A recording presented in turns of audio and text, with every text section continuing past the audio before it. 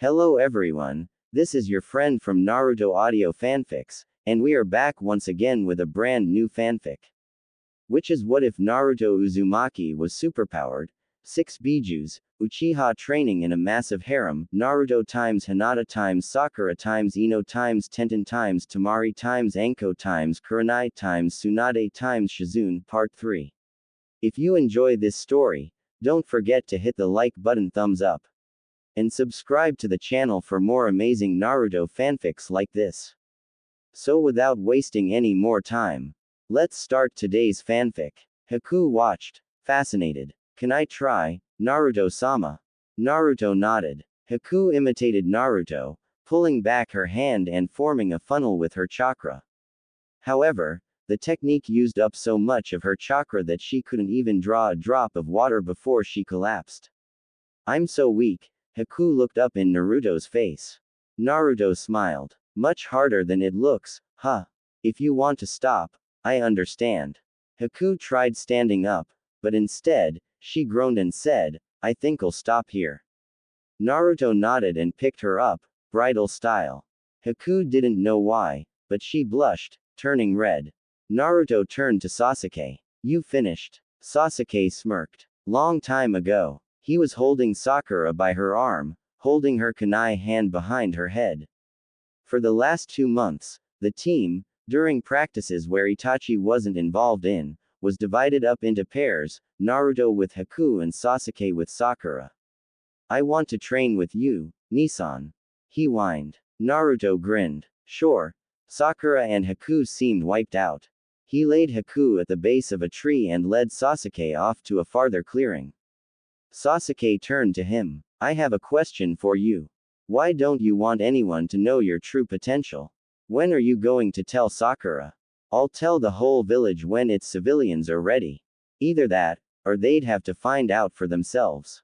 After all, Sasuke, hidden secrets are meant to be found. Sasuke glanced at him. Do you have a dream you want to fulfill in your life? Naruto was quiet for a while. To live to my family's full expectations, that is my dream. I want to protect those I love. You know, your father was the Yondaime. Sasuke paused. Naruto already knew that. Itachi told me this. A week before their death, Kushina-san and Minato-san both agreed that once you grow up, you'd be more powerful than either of them, surpassing them.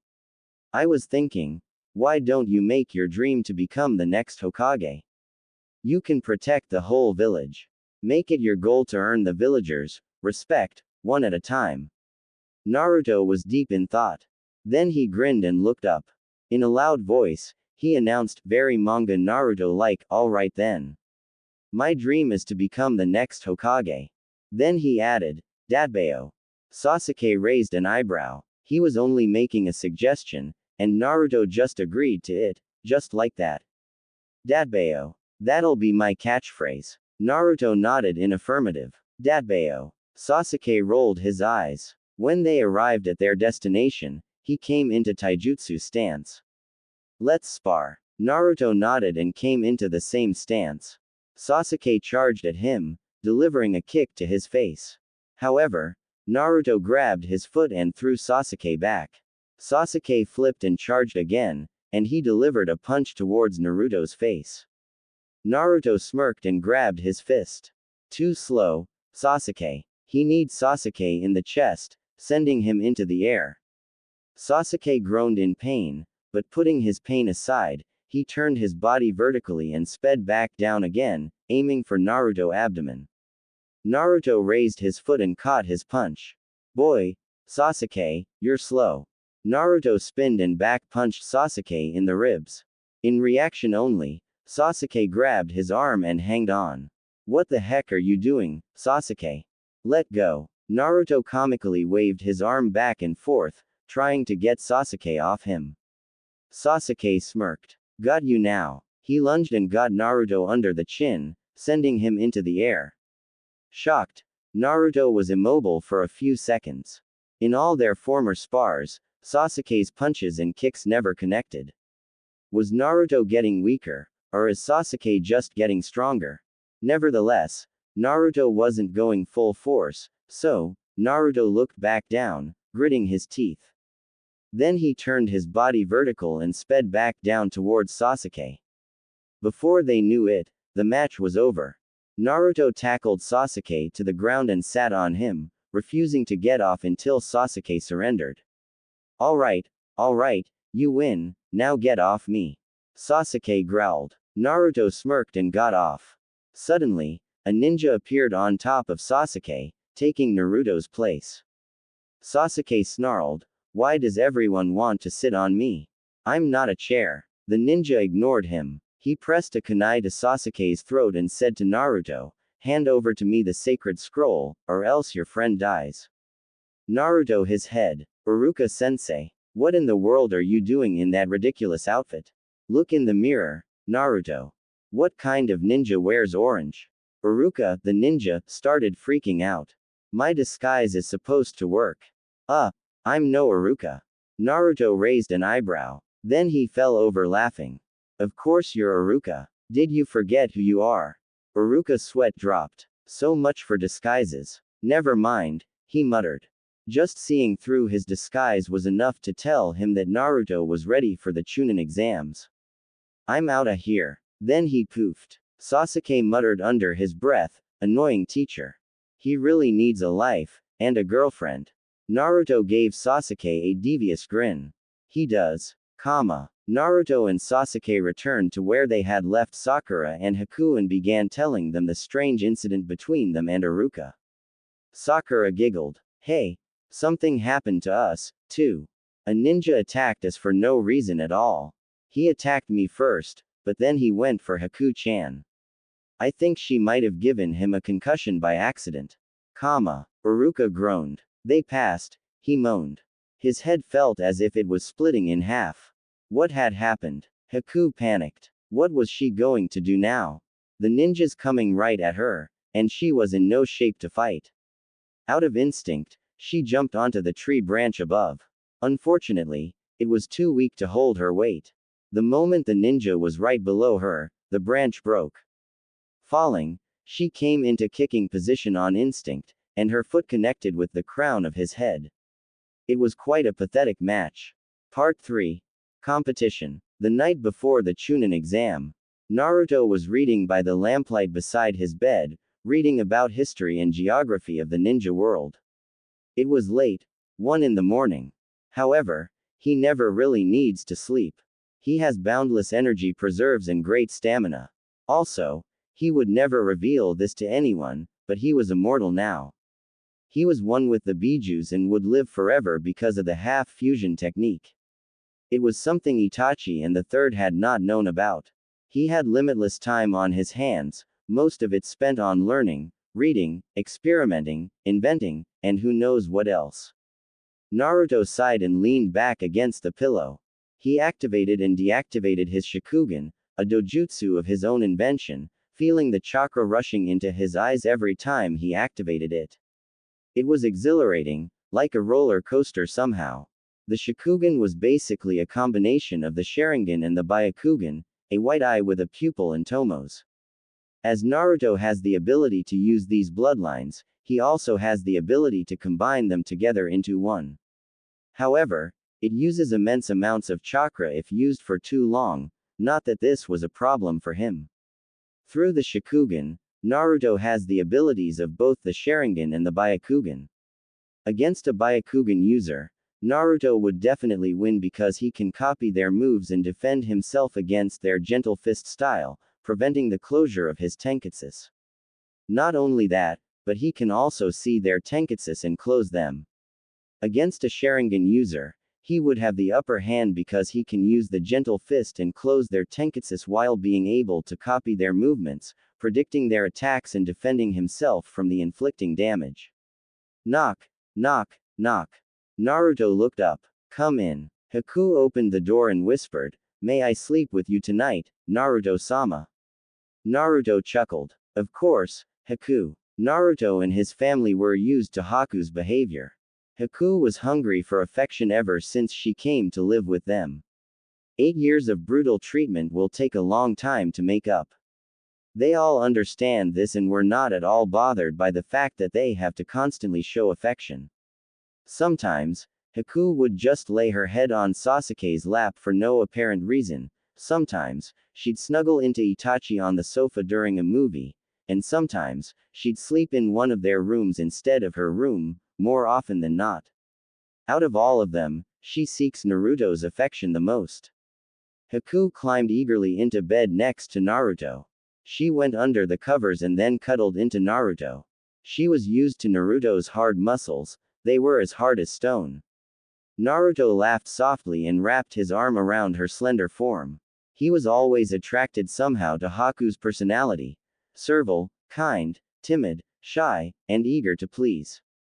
Haku snuggled in closer and whispered, sounding nearly ashamed, "I'm scared.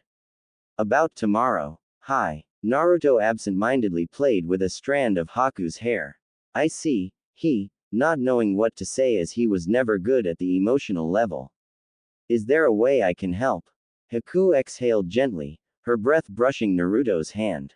She raised her eyebrows confusedly when Naruto shivered involuntarily. "Naruto-sama." She suddenly felt uncomfortable and awkward. "Ooh, Kit, I think someone is falling in love." Kyuubi cried out in a sing-song voice enthusiastically. "What in the whole freaking world are you talking about?" Naruto asked indignantly. "He can't be falling in love with Haku, is he?"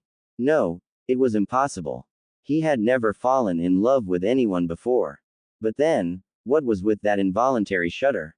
Why did he react so strangely to Haku's natural actions? She was just breathing. "I'm talking about your hormones kicking in, kid. You're 13 now, a teenager. You can't fight nature. Your body will, adjust." "Kyuubi, please, we don't need to talk about these kinds of stuff. It's kinda awkward." "Hehehe." Naruto chuckled nervously. Then he cleared his head, ignoring the Biju's laughter at him. "Yes, Haku, are you okay?" she asked, cautious of him suddenly. A vice-like grip of fear clutched her heart. Naruto noticed her strange behavior and hesitated. It's nothing. Don't worry about it, Haku-chan." He sighed and closed the lights. Haku needed her sleep even if he didn't. However, Haku was far from sleepy. Flashback. Haku looked around frantically. Where was she? She remembered turning around the corner 2 minutes ago to escape from a few drunkards.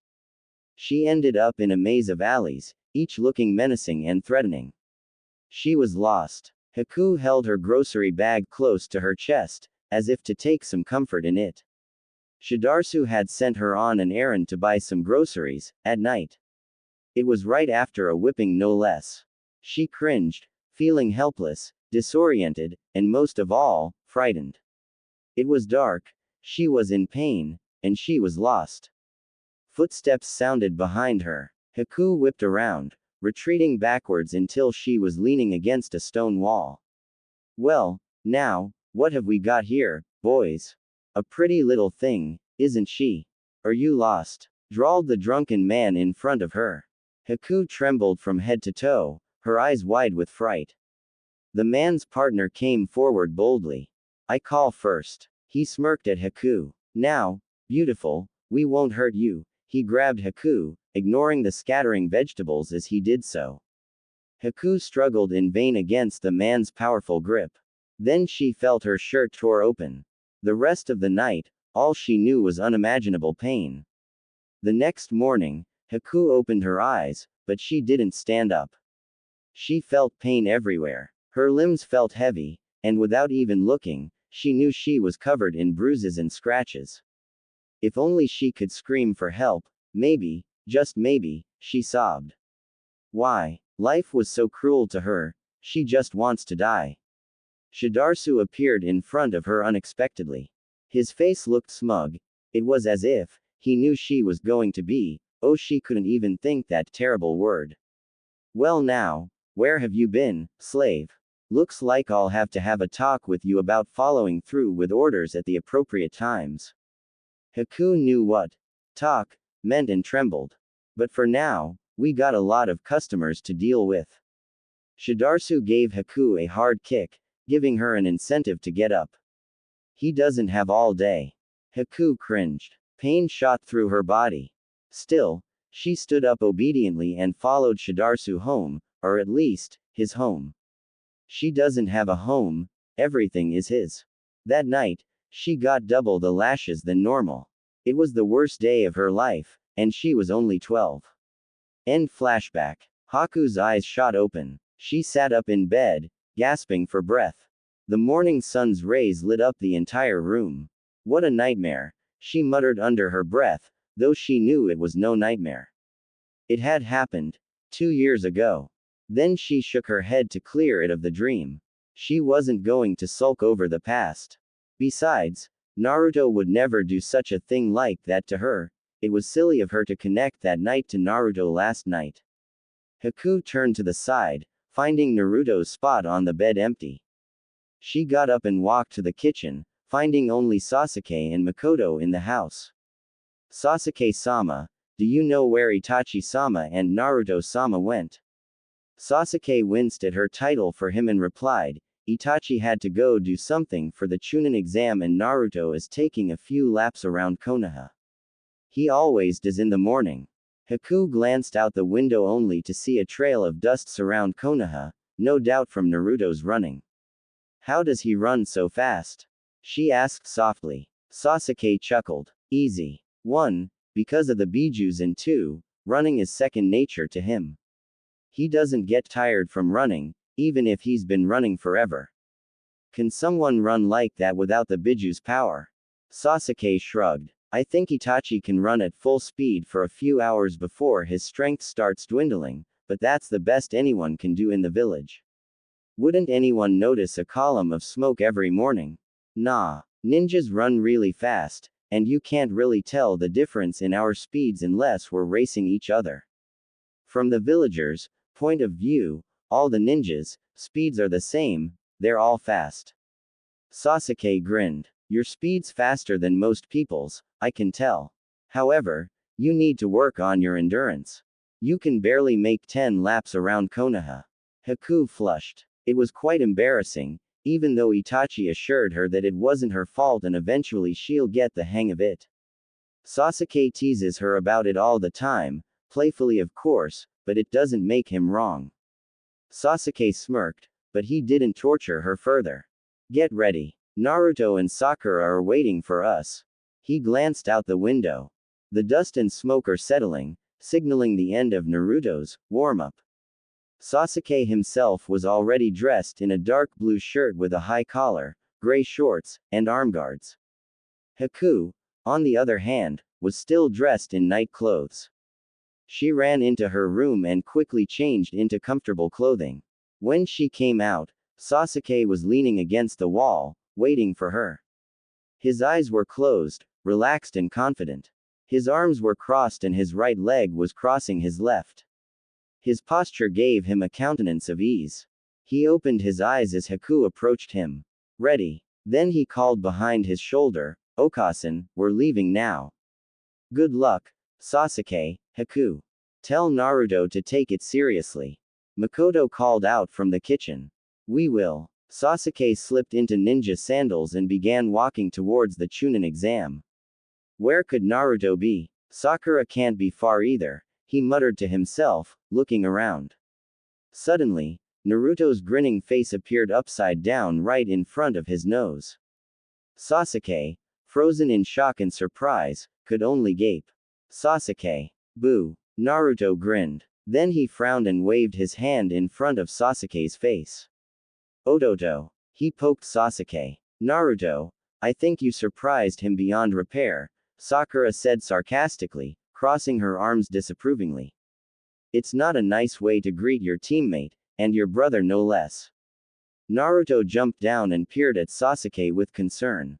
Sasuke, are you all right? Sasuke just stared. Then he scowled and hissed, you could have given me a heart attack. But I didn't. That's all that matters, right? Am I right, bro? Naruto grinned cheekily. You're not dying, are you? Sasuke, HMPHED, and led the way to the entrance, muttering about, what curse has my family inflicted on me with a blonde ninja for a brother? He stopped abruptly. Naruto looked over his shoulder, curious at what the hold-up is. Two genins were blocking the door, bullying two others who were trying to get in. The two blocking the door were saying something about participating in the Chunin exam 2 times or something like that, and if the genins couldn't get past them, then they'll never pass the Chunin exam. Sasuke growled. Who do those guys think they are? He stepped forward, about to start a fight, but Naruto ordered him, his voice full of authority, Sasuke, stop. Sasuke was acting as the leader of the team, but Naruto was its true leader. Only, outsiders would look at it and claim Sasuke to be the strongest, Sasuke receiving the credit for Naruto's decisions. Naruto never cared for credit, he gave it all to his family. Sasuke stopped, turning around. He knew Naruto enough to trust his decisions. What? He asked, still couldn't keep the annoyance out of his voice. Naruto muttered only one word under his breath, Genjutsu. Sakura understood what he meant before Sasuke did. Genjutsu Kai. Genjutsu cancel. Itachi had taught them all how to release themselves from a genjutsu. Sasuke. Naruto. Haku, it's a genjutsu. That's no door, it's a brick wall. Sasuke, not looking deep into the situation, walked forward to expose the secret. However, before he could say a word, Naruto clamped his hand over Sasuke's mouth and dragged him away, leading the team to the real entrance. Sasuke, you can be so stupid. Naruto said, exasperated. That genjutsu was to narrow down the competition. Can't you see it discourages those who aren't up to it? Those who aren't good enough to participate in the exam. Sasuke widened his eyes, understanding. Sorry, Nisan, he whispered sheepishly to Naruto. Naruto shrugged and looked back at the genins. The Chunin exam entrance had transformed back into examiners. See what I mean? Everything they do here has a purpose to it. Don't trust anyone. Don't trust whatever they say. Don't trust what you yourself see. Naruto and his team continued with the application process. Naruto turned around to see face to face with an unfamiliar genin in green spandex and a bowl-shaped haircut. Naruto stared, his brain slow in functioning. All the Bijuus in Naruto's mind halted in whatever they were doing and, too, stared at this stranger. The stranger tapped Sasuke on his shoulder to get his attention. Sasuke held up a finger, asking the genin to be patient with him for a few minutes. The genin waited patiently. Finally, Sasuke looked up and asked, a bit rudely, what do you want? The stranger grinned and said in a loud voice, making everyone, even Naruto, wince, I have come to challenge you, Sasuke Uchiha. Sasuke stared, not comprehending. What? Do I know you? And why in the world are you asking me? His eyes plainly said, go away from me, you spandex-wearing psycho. I don't know you, and I don't want to either. The stranger gave him a look of pure determination and said, I want to see how my skills match up against a descendant of the Uchiha clan, and the brother of the prodigious Itachi Uchiha no less. Then he turned to observe the rest of the team. His eyes landed on Sakura, and his long gaze began to put her ill at ease. Suddenly, hearts took place of his eyes. The fire of my youth is standing right in front of me. Sasuke raised an eyebrow. Excuse me, I'm the fire of your what? He hadn't noticed that the stranger was no longer talking to him. The stranger blew a kiss at Sakura. Sasuke and Naruto, their faces distorted with shock, gaped. Sakura screamed and dodged the intended kiss. Sasuke, suddenly protective of her, stood in front of the stranger, blocking his vision of Sakura and snarled, who the heck are you? I am Rock Lee, the green beast of Konoha.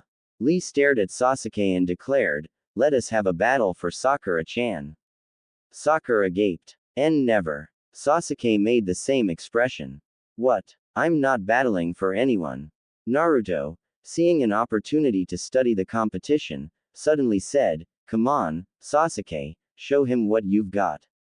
What? Sasuke cried. I'm not battling for Sakura. Lee finally said the remark that forced Sasuke to accept. Are you, an Uchiha, scared? Not surprising. I am the strongest of the Konoha genins. You're probably just afraid to lose to me and lose Sakura-chan in the process. Sasuke twitched. Fine. I'll battle you, but I will not battle for Sakura. I'm not going out with her, never. He looked Lee up and down, studying his opponent. Strongest of the Konoha genins, Sasuke muttered. We'll see about that. Sakura whispered into his ear, just don't lose. I don't want to be a freak's girlfriend. Sasuke and Lee squared off. Sasuke attacked first. Lee swiftly ducked and sent Sasuke flying with an upward kick. Sasuke gritted his teeth and steadied himself up from the floor. Sharingan. Sasuke activated his Sharingan. Naruto frowned. He already knew the outcome of the battle, if Sasuke continues to fight this way. This Lee uses taijutsu. I hope Sasuke realizes it soon, and keep up. Naruto's eyes were able to follow every one of Lee's movements. However, he knew Sasuke couldn't see them as well as he can. Naruto knows more about the Sharingan than most of the Uchiha elders. Sasuke widened his eyes in surprise when Lee suddenly appeared behind him. Lee explained as he prepared for the shadow dance. You don't understand. I use hand-to-hand combat, plain and simple, so even if you can see my attacks, you can't keep up. Sasuke gasped. His limbs felt so heavy. It's as if his body knew he couldn't escape Lee's attack. Lee attacked, about to finish Sasuke off. However, someone grabbed his arm with incredible force and threw him into a nearby wall. Lee looked up at the new offender to find a young man with long grayish-blue hair tied back in a low ponytail and red Sharingan eyes. Lee gaped. He had never seen this man in person, but he had heard of him from many, including his own sensei. This man, the Uchiha prodigy, was everyone's idol. This man was Itachi Uchiha. Itachi Uchiha. Lee idolized Itachi next to his sensei, not because Itachi was one of the strongest in the land, but because Itachi, even though he has a bloodline limit, still works hard to the best of his limits. That was what he heard from Guy Sensei, who seemed to respect Itachi as well. Lee respects Itachi also because of the way Itachi looked upon everyone as his equal and not his inferiors. Like many, he also admired Itachi's willingness to sacrifice his own happiness for his country and village. Itachi straightened up from his crouched position and looked at Lee in the eyes. His voice was casual and calm as he said to Sasuke, I hope you learn a lesson from this experience, Odoto. Just because you have a bloodline limit doesn't mean you're better than everyone else and that you don't have to work hard. Itachi glanced at Lee's bandages and then his eyes softened. As for you, I can let your sensei deal with you. I'm not your sensei, so I have no say in this. Where is Guy anyways? Lee still stared, speechless. He had never expected Itachi to be so, there was no good enough a word for it. There was a poof. Behind Itachi and a man in green spandex and a bowl-shaped haircut appeared. Itachi smiled politely and said, Hello, Guy-sensei. Guy turned to Itachi and flashed a white, gleaming smile. Hello, there. Itachi motioned to Lee and said, Your student attacked my brother with a forbidden technique. Normally, I wouldn't mind them sparring, but that was uncalled for. Guy turned to Lee, his eyes flashing. Then, to everyone's surprise, he punched Lee hard in the cheek. Right afterwards, they both hugged and make up, with a sunset as their background. I'm so sorry, Guy-sensei. Lee was yelling. Naruto, Sasuke, Sakura, Itachi, and Haku just stared at the weird scene. Then Itachi shrugged uncomfortably and said to his team, Well, I was just passing by. He gave Sasuke a meaningful look and poofed. Sasuke hung his head, somewhat ashamed. He wanted Itachi to be proud of him, not for Itachi to scold him. Naruto laid a hand on Sasuke's shoulder and said assuredly, Don't worry about it, Sasuke. You just got to work harder. It has been a while since you trained to your limits, ever since you got your Sharingan. Naruto stared, studying Lee, for a few moments. Then he stated his observation softly, Lee works hard, harder than most of us think. There was emotion in voice, as if Naruto admired Lee for this attribute. Then Lee turned around to face them. He finally said, confessing to them, before, I lied. I'm not the strongest genin in Konoha. Neji Hyuga is. But one day, I'll defeat him and become the strongest ninja in Konoha. He nodded determinedly and left. Naruto's lips curled up in a small smile. This will be interesting, the Chunin exam I mean. By the way, have you guys noticed that he can't tap into his chakra? Part 4. Uprising Feelings. Naruto walked through the doors into a large room filled with people. Wow, we're facing a lot of weirdos, he muttered to himself. Hey, Sasuke, Sakura, Haku, look. So were the rookie 9. He yelled, pointing towards a couple of genins who were approaching them. He smirked when he saw out of the corner of his eyes Sasuke cringing at seeing Ino. Okay, Haku, that's Shikamaru, the laziest kid in all of Konoha, Choji, someone wider than he is tall, and Ino, he paused, thinking up of a clever description for her that won't make it so obvious that he dislikes her. A kunoichi with fists that I can feel a mile away. He grinned. Immediately afterwards, Ino launched herself at Sasuke, ignoring everyone else. Sasuke yelped and ducked, making Ino trip over him into Haku instead. Haku's head hit against the floor, and she whimpered as a dull thud sounded. Ino raised an eyebrow at her. Geez, are you a ninja or what? It's just a fall for pity's sake. Naruto growled and pushed Ino off. Back off, Ino. She's only been a ninja for 2 months. Give her a break. Ino's eyes softened. Oh, sorry, she muttered sheepishly towards Haku. Naruto shook his head and helped Haku up. Being extremely empathetic after years of meditation, he could read others' feelings no matter how much they try to hide it. Haku didn't want to embarrass her teammates because of her weaknesses and disadvantages, so now she just shrugged, but Naruto could see her eyes watering. Channeling chakra into his hand, he healed the forming bruise on the back of Haku's head.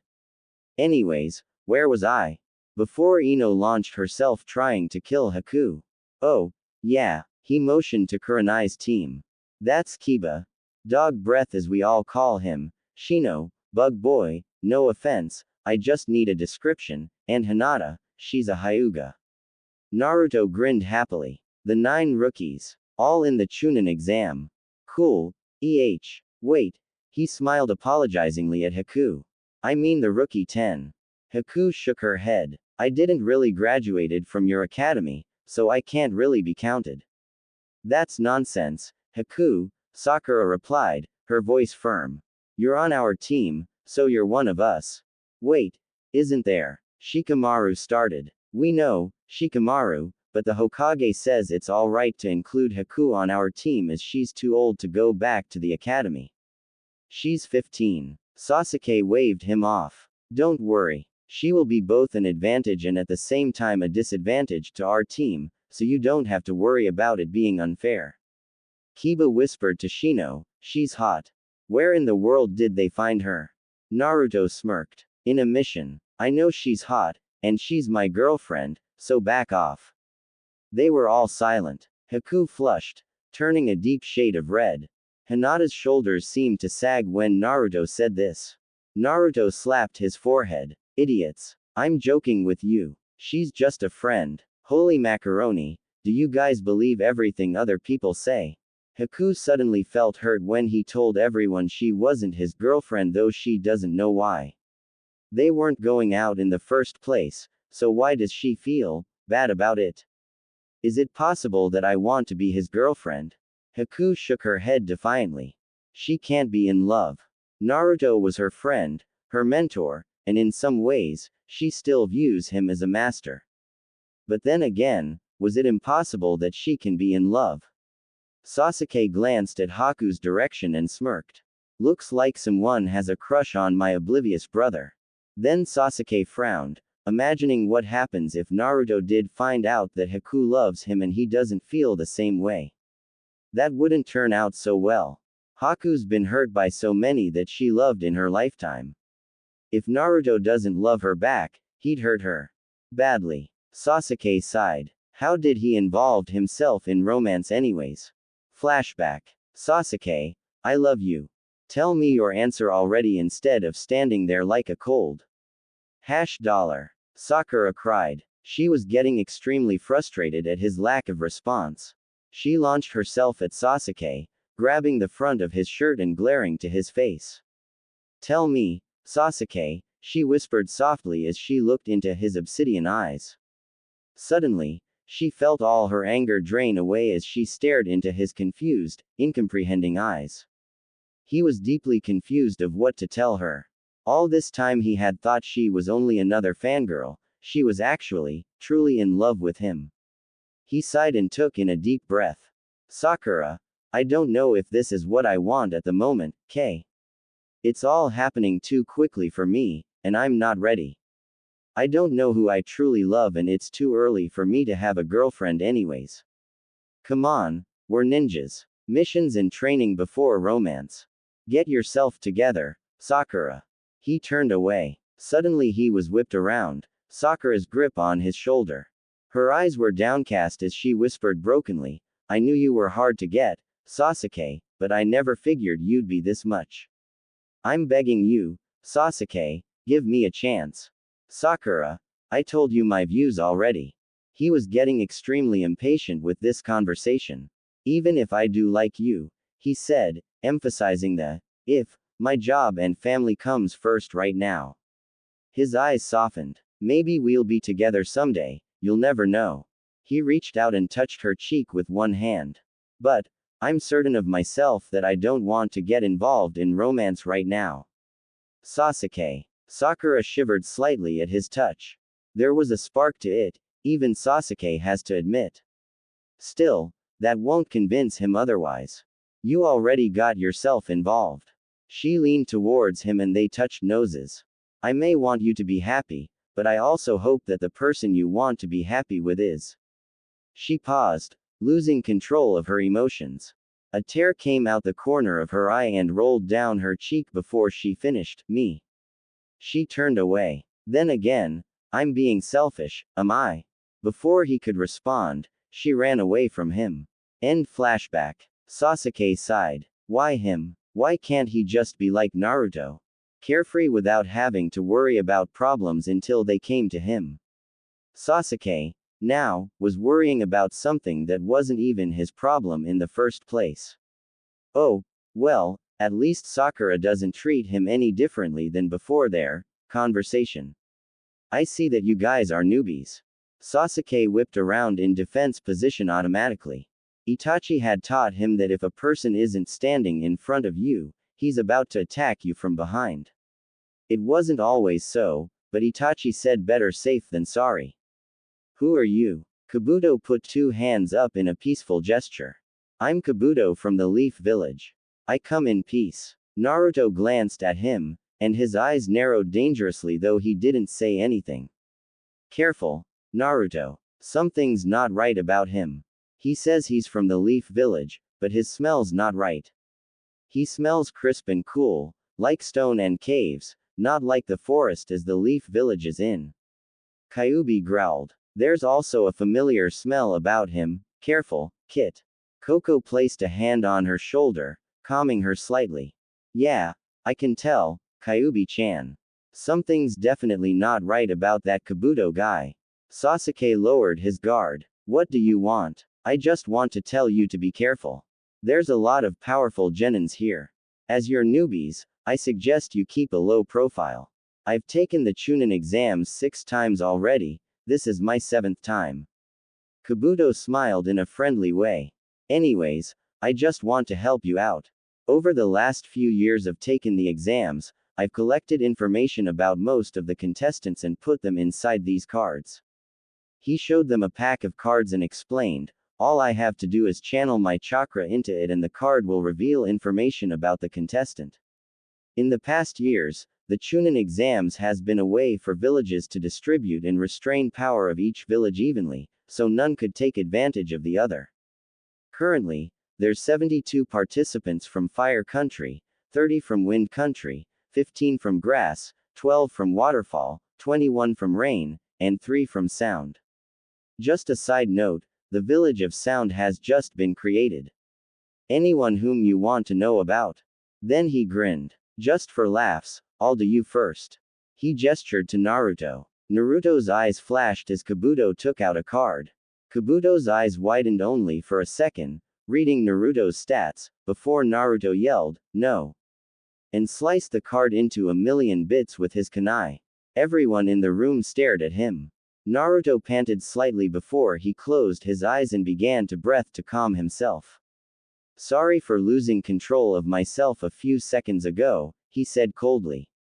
Kabuto readjusted his glasses before saying, "That's all right, however, your stats are interesting. Clever of you, acting as buffoon and making everyone think that you're a weak link while in reality." Kabuto smiled in an innocent sort of way. "You could kill everyone in this room before they even know what's happening." The whole room suddenly became quiet, the other contestants studying Naruto carefully. Shikamaru raised an eyebrow. "You're joking, right? Naruto's got the lowest score in our graduation exam, and he can't even catch a bullseye on a target with a kunai. You sure he's that powerful?" Kabuto nodded firmly. "The cards don't lie." All the rookies stared at Naruto, whose mind began working out a way to lie. There was only one way to do this. If he says he couldn't, most likely they'll think he was lying. In this situation, he was going to have to rely on his own teammates to lie. Everyone would sooner believe his teammates who had worked with him for months than himself, whom they would think is just trying to hide his true power, or Kabuto, who hasn't even met him until now. Naruto focused chakra out of his third eye, and telepathically told Sasuke, Sakura, and Haku to lie for him. Sasuke narrowed his eyes at Kabuto. "Your cards are wrong then. We've been with him for months, and I've been with him for years and am his brother.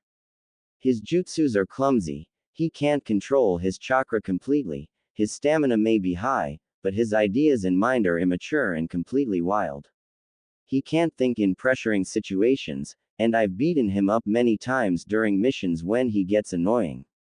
Trust me, he can't hurt a fly even if he wants to." Kabuto raised an eyebrow. "Perhaps my cards could have been wrong." "It's completely wrong, Kabuto, he's not smart or strong. I think you might have confused his stats with Sasuke's," Sakura controversed. Around the room, the tension lessened. Naruto let out a sigh of relief. Surprise was a ninja's #1 weapon. "So we're cool, right? I'm still the strongest person in this room though." He yelled just for the sake of keeping up appearances. And then Sakura smacked him behind the head, just for the sake of appearances. However, his outburst did stir up the room. All the foreign ninjas glared at him, thinking the same thing. Who does this brat think he is? Ino growled at Naruto. "Now look at what you did. Didn't Kabuto just told us to keep a low profile?" Naruto let out a nervous chuckle at everyone's glare. "Can't you guys take a joke?" Suddenly two ninjas burst from the crowd, lunging at Naruto. Naruto glanced at their tete-a-tetes and recognized them as sound nins before he whispered, "Futen, Kushiki Ryuyu. Wind element. Divert attack." The wind was slight enough that the ninjas only though they had missed Naruto accidentally but strong enough that Naruto didn't have to move to avoid the attack. Instead of hitting Naruto, the ninjas sped towards Kabuto instead, both of them having been diverted around Naruto on each side. Kabuto ducked and smiled. Kiba grinned. "He's alright." Then Naruto whispered, "No he isn't." Suddenly, Kabuto's glasses broke and he bent over vomiting. The sound ninjas turned to Naruto, hissing, "We missed you once, but watch yourself, kid. We won't miss you again." Then they disappeared. "Wow, you're one lucky genin, Naruto," Kiba said, patting him on the back. "They could have killed you, bro." Naruto glanced at Kabuto and groaned. No matter how much he wanted to just leave Kabuto there after what he did, Naruto couldn't bring himself to do it. He sighed. "If I'm in a mission, my enemies would just kill me right after." Naruto reached over, channeling his chakra into his hands and passing it over Kabuto's back, approximately where his stomach and intestines are. "He's not as hurt as I thought he is." Naruto finished and stood up. Kabuto ceased vomiting and looked up at Naruto questioningly. Ino gaped. "What happened?" Sasuke yawned and replied boredly, he has healing powers, he's pretty much the only one on our team who has medical skills, so he's our doctor. All right then, Genins, said a voice. The Chunin exams are about to start. Naruto looked up and his eyes lit up with recognition. Ibiki Morino, the torture specialist. He sighed and reached into his pocket. If Ibiki thinks he's a pervert because of this, it's all Jiraiya's fault. He went up to Ibiki and handed him a wrapped package. Ibiki raised an eyebrow at Naruto. Out of the corner of his mouth, he whispered, Naruto, you know I don't take bribes. You're not getting extra credit in the Chunin exams for bringing me presents. Naruto rolled his eyes. Ibiki had been his teacher for about 2 weeks under the alibi of a mission, teaching Naruto methods of torture. Naruto whispered back, Jiraiya told me to give it to you. Naruto smirked cheekily and pranced off. Ibiki stared cautiously at the package before opening it. His eyes widened to the size of plates when he saw that it was the sequel to the Ica Ica Paradise series. The other examiners read over his shoulder as he opened to a random page. Then blood spurted out of their noses and they all fell on the floor, sprawling with goofy grins on their faces. The female examiners picked up the book curiously before they all turned red and smacked Ibiki and the other examiners on the head, very hard. Naruto fell over, laughing on the floor. Everyone stared at him. Did this kid do some kind of a jutsu to give the head examiner a nosebleed and then another jutsu to control the movements of the other examiners?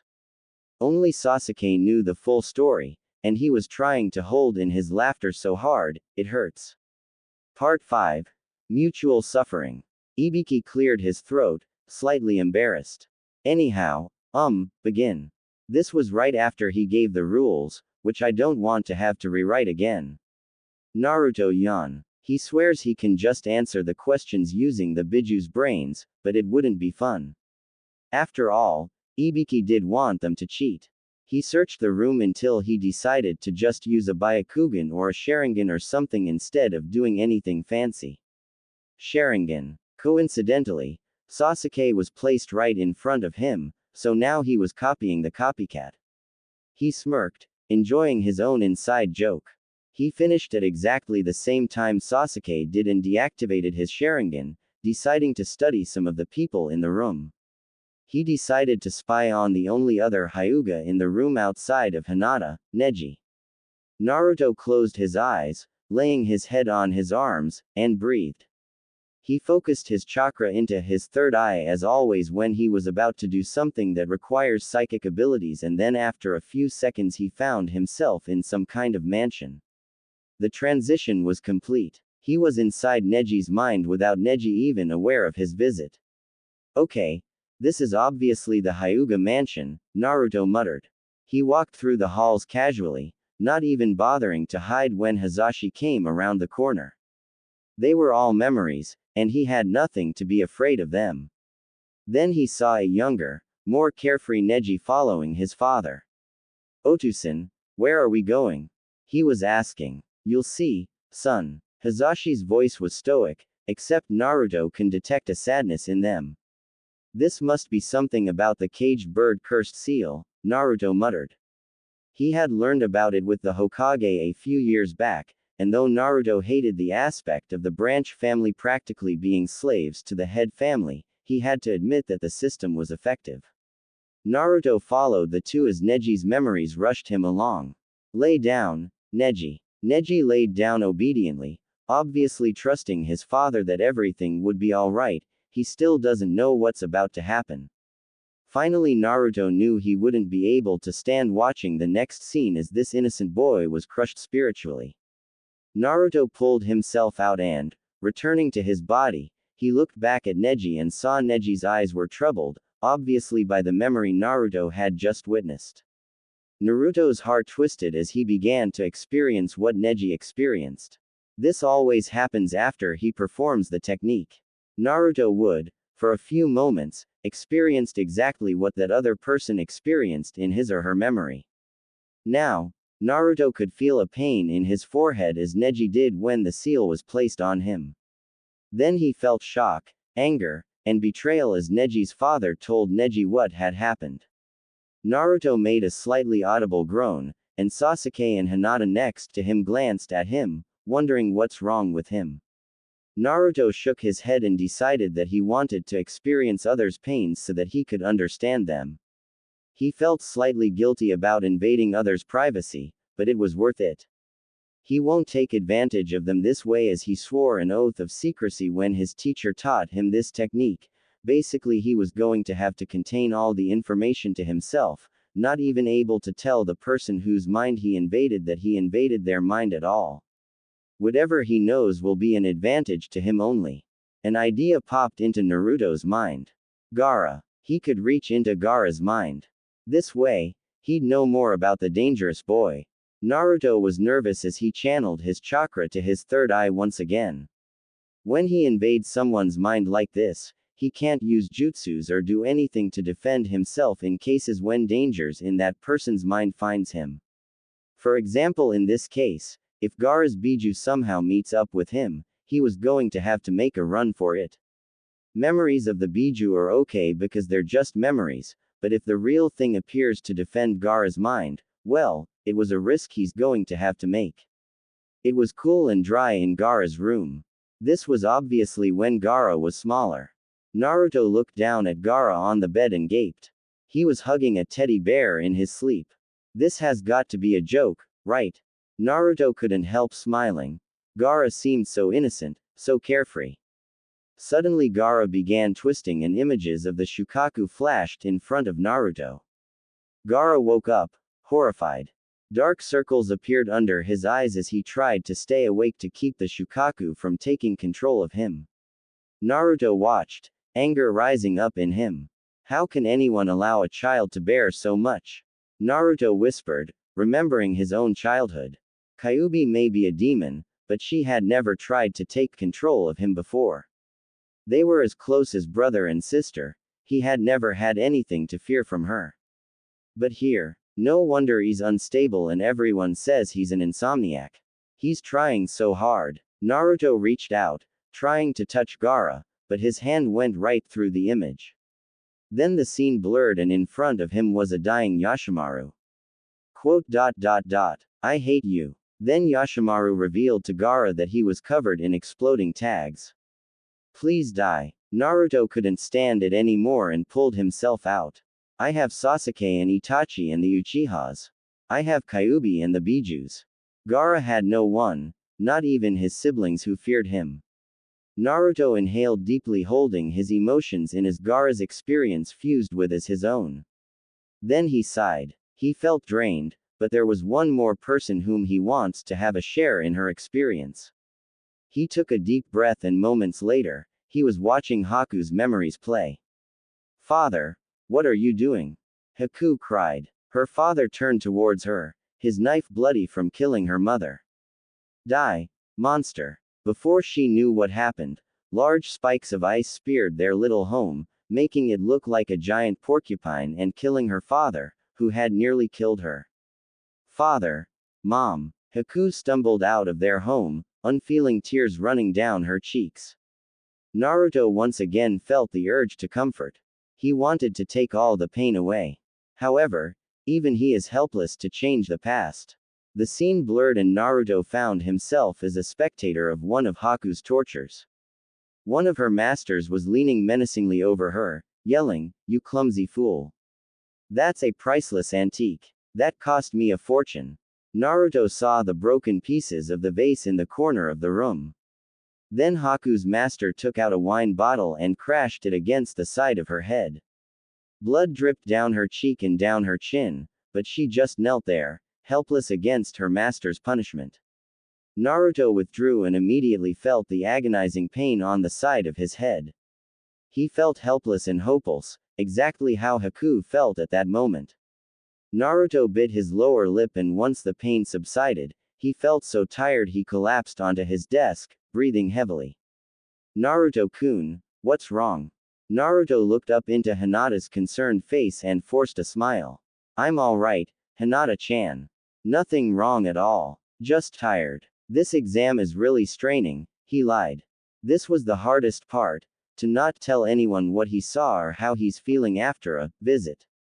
He sighed and withdrew into his own mind and into Kyuubi's beautiful garden.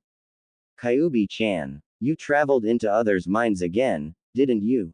Yeah. Kyuubi smiled sadly. Why didn't you visit their other, happier memories after you're finished looking at their past horrors? That way, you won't hurt so badly. And why do you only want to look at their suffering? Naruto shook his head. I don't want to take too much advantage of them, even if I won't tell anyone else what I know. It's wrong. I might stumble onto their deepest secrets, like who they love or something like that. I just want a share of their suffering. It just seems fair. I have so much good things in my life, it's time I start taking in the bad. So you're going to refuse a share in their good memories? Kaku asked. Yes. I won't take advantage of them. The only advantage I'm going to take is that now I know why they act the way they do in their greatest suffering. Well, Naruto, seems like you're looking into the troubles of the most suffering of this group. You can't change their pasts and how they feel about them, but you can certainly change their future. Change them, and you can change the world. Naruto nodded and withdrew from his mind just as Ibiki ordered everyone to stop what they're doing. Before I give you the 10th question, you can decide whether to take it or not. If you decide to take it, your whole team will have to take it, and if any of you gets it wrong, we'll fail one of you and that person can never take the exam again. The rest of you will pass for credit of your bravery. If you decided not to take the question, you'll all fail but you all can take the Chunin exam again. Naruto grinned, knowing Ibiki's ways. The basic question is asked in a more harder form, your teammates or yourself. In this case, it's better to quit as then you'll fail as a team instead of sacrificing one person for the others. Ibiki-sensei, I quit. Sasuke and Sakura gaped while Haku watched him with accepting trust. It was because of him that she became a ninja and got into the Chunin exam in the first place. If he decides that it was better if they all fail, she was willing to accept that. Ibiki's lips twitched as he struggled not to smile and he said, all right then, out the door. Once they were out, Sasuke growled, Naruto, you just failed us. What's the point of that? Naruto smiled at Sasuke coolly. Answer me this question, Sasuke, do you care for your teammates or yourself more? That's basically what Ibiki is asking. This test is the test of our knowledge of the ninja philosophy. Those who break the rules are trash, but those who abandon their friends are worse than trash. Think about it. What happens if just one of us answers his question wrong? Are you really going to sacrifice one of us just to advance? Sasuke thought for a second and then widened his eyes. Whoa, didn't thought about that. Wonder if anyone else is coming out. No longer that he said it that Neji, Tenten, and Rock Lee came out, Neji's face calm with Tenten looking worried and Lee looking confused. Sorry I had asked. Then Gaara, Tamari, and Kankuro came out, obviously Gaara only doing it because he had knowledge of the ninja philosophy. Sasuke muttered to himself, now, I'm really sorry I had asked. Naruto chuckled and flashed a smile Gaara's way. Gaara eyed him coldly and Naruto got reminded of how hard it was to get Haku to view him as a friend. He let out a sigh and leaned against the wall, eyeing the next few teams who came out. To his surprise, 17 teams come out. They're good. Ibiki needs to do better than this. Too many people understands the question. Naruto laughed when he saw Kiba's face when he came out. Kiba still hadn't figured it out though, so it was obviously Shino who understood the question. Shikamaru was the one who understood the question from Asuma's team. Hey, guys, Kiba growled, we failed. What are you so happy about? Sasuke rolled his eyes. No, we haven't. In fact, we're the ones who passed. Kiba raised an eyebrow. How? Did he just say that if we don't take the question, we failed? Naruto grinned. Wow, it really was a good thing you have Shino on your team. Understand Ibiki-sensei's question in its basic form, dog breath. Do you really want to sacrifice your teammate just to pass? The basic question is, what do you value more, your teammates or yourself? This is the question that will determine whether you pass or not. During a mission, you must learn to put value on others and the mission, valuing things outside yourself. Kurenai-sensei taught you that, didn't she? Kiba flushed, embarrassed. Yeah, I kinda forgot. Oh, well, it doesn't matter. You guys passed anyways. Naruto shrugged and waited. Everyone was staring at him strangely, and then he realized his mistake. Stupid, you acted too smart. You're supposed to play the buffoon, remember? Naruto sighed. A ninja must never lose the element of surprise, no matter how good he is. I'm a dunce. Then the door opened and Ibiki came out. Well, you guys failed. Go on. No use standing outside at the door. Then, at that moment, Gaara's eyes flashed, and Neji's eyes showed an expression of surprised coldness. Sasuke glanced at Naruto in horror and shock, and Kiba glared at them. Only Naruto remained calm and cheerful. Come on, Ibiki-sensei, admit it. Your questions are getting too easy. 20 teams passed. Don't be embarrassed that you're losing your touch. Ibiki glared at him and then sighed, defeated. The blonde's right, you all passed. Yeah, but now you're about to experience the next set of torture. An evil laugh sounded behind them and they all turned around. Naruto raised an eyebrow at Zabuza. Suddenly a woman draped cloth over him and threw Zabuza out the open window. I told you, Zabuza-kun, I'm supposed to appear first. Anko pointed a thumb at herself. Next time, listen when I tell you something. Only a groan was heard as a reply. Anyways, let's see how many midgets passed, shall we? Anko turned around and cried out, great flying cows. Ibiki, you're passing all of these guys.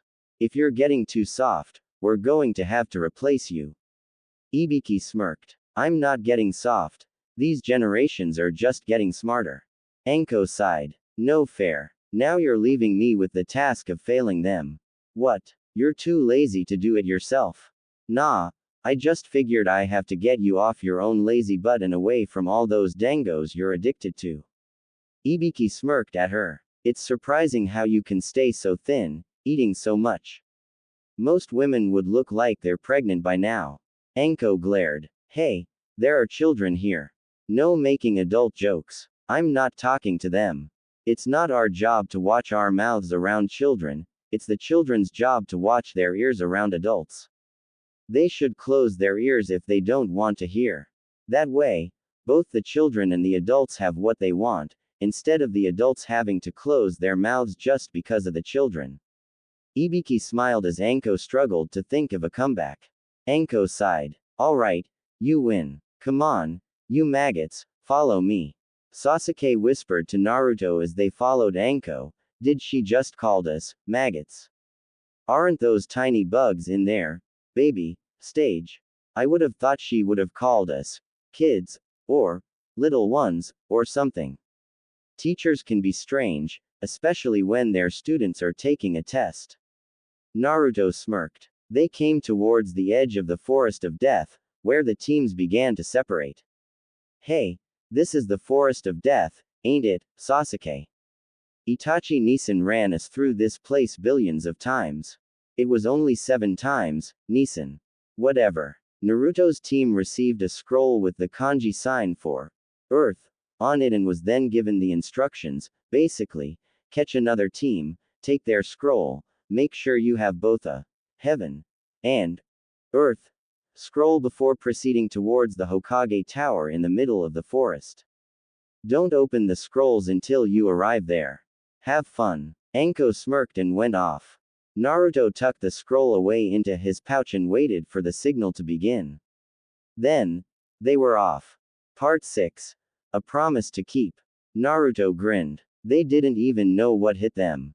All he did was sprint up to them, pickpocket their scroll, and get out of there before the genin noticed his pouch was lighter than before. Now, Naruto was flipping the scroll over casually and playing with it. His team had decided to just take up camp until the last minute. They were too inexperienced to have already finished the test, keep everyone thinking like that was their top priority. Hey, Sasuke, what's your catch? 3 hairs. Hold on, I'll catch another one. Sasuke was about to leave when Naruto grabbed his arm and whispered, "No need, Sasuke. Haku's a vegetarian, remember? Oh, and hide your catches quick. She might get sick from just seeing the dead animals." Sasuke raised an eyebrow. How does she get all her protein in, then? Naruto replied simply, "Soldier pills. The rest of her diet comes from plants." Then he added, "She's a pacifist, she hates killing, especially animals because they're defenseless against us." However, the soldier pills only provided her enough energy and no more, that's why her stamina is lower than the rest of us. Sasuke sighed. Then let's cook these quick before she comes back. And I thought Sakura was anorexic, at least she eats when she needs to. Haku wasn't raised as a ninja, Sasuke. She wasn't taught to kill, so the sight of death scares her even if they're killed for the rest of us to live. After all, her parents were farmers, so she's used to eating vegetables anyways. Then Naruto again added quietly, or not eating at all for days. He sat down on a log and helped Sasuke skin the hairs before cleaning them and cutting them into pieces to be cooked as a stew. Where's Sakura anyways? With Haku, looking for herbs and whatnot. Why? Just curious is all. Naruto took out a handful of salt and poured it into the large pot. This isn't an exam, it's a camp out and a vacation. And it pretty much was, as none of them feared attackers. Most of the genins right now would be having lunch, and even if they do attack, Naruto could sense them a mile away. True. It's not every day a genin team finished the second part of the Chunin exam in less than an hour. Plus having a rabbit stew feast for lunch. Haku winced as the smell of fat and blood reached her nose. It was fainter than it would have been if Sasuke and Naruto hadn't cleaned their workplace so carefully, but Haku could still smell it. When they arrived, Naruto and Sasuke were waiting for them, and Sakura handed the handful of spices and herbs to Sasuke for seasoning. She immediately went into hers and Naruto's tent, hoping to escape the smell, and it helped, a little. She absent-mindedly pulled out an apple from her basket and bit into it. How ninjas could just kill like that was a mystery to her. She knows they needed the protein, and that's how they have such high stamina, but how could they kill without feeling anything? She had seen Itachi just cut a man in half with his sword and continued relentlessly as if he had done it so many times that it was second nature to him. A few minutes later, Naruto came in and told her, "We're done now, and I think the smell's fading." Haku nodded and came out. He was right, the smell was so faint, she could only smell it if she really concentrates on it. "Naruto, you and Sakura should go check out the status of the others. After all, we all are kinda allies. Maybe a bit of help here and there wouldn't hurt. I'll stay here with Haku. Why don't you want to go with us, Ototo?" Naruto asked curiously. Sasuke wasn't one to just sit back while others are in action. "Believe it or not, I'm tired. Too much had happened this morning." Sasuke rolled his eyes when Naruto just gave him a look that plainly said, "You're kidding, right? Just to remind you, Naruto, you hadn't been the one whose pride had been crushed by a random ninja with overgrown eyebrows." Naruto laughed. "Fair enough. But, Sasuke, if you had kept training instead of depending on your Sharingan so much." "Shut up, Naruto." Naruto chuckled and said, Sakura, let's get outta here before Sasuke blow a fuse." He could already see a tick forming above Sasuke's eyebrow and Sasuke's eye twitching. Then, when Sakura joined him, they ran off into the woods and disappeared. Immediately after he was sure that Naruto was out of earshot, Sasuke turned to Haku. "Do you have feelings for Nisan?" Haku jumped. Were her feelings really that obvious to see? To tell the truth, she doesn't know herself if she was in love with Naruto or not, but it sure feels that way. How did Sasuke found out? Sakura didn't even have a clue, or did she, but she just didn't want to show it. "I don't know, Sasuke-sama," she answered quietly. "I don't understand this feeling I have for him. Typical. Most of your life you couldn't express your feelings to anyone, so I guess it's natural you don't understand your own feelings. Sasuke shrugged. But from where I see it, you actually, truly love him. I don't even think this is just a crush for him anymore. After all, those who are raised by harsher conditions when young has the tendency to not go overboard with the crushes and romance. So I really am in love with Master? Haku asked softly, feeling slightly stressed by the whole situation. She had never been in love before and she had only known Naruto for a little more than 3 months, but it felt as if she had known him all her life. Then she widened her eyes in surprise of herself. She had called Naruto, Master, for the first time in a while. Sasuke shrugged again. I don't know. That's how I see it. You have to decide for yourself. No one knows you better than you.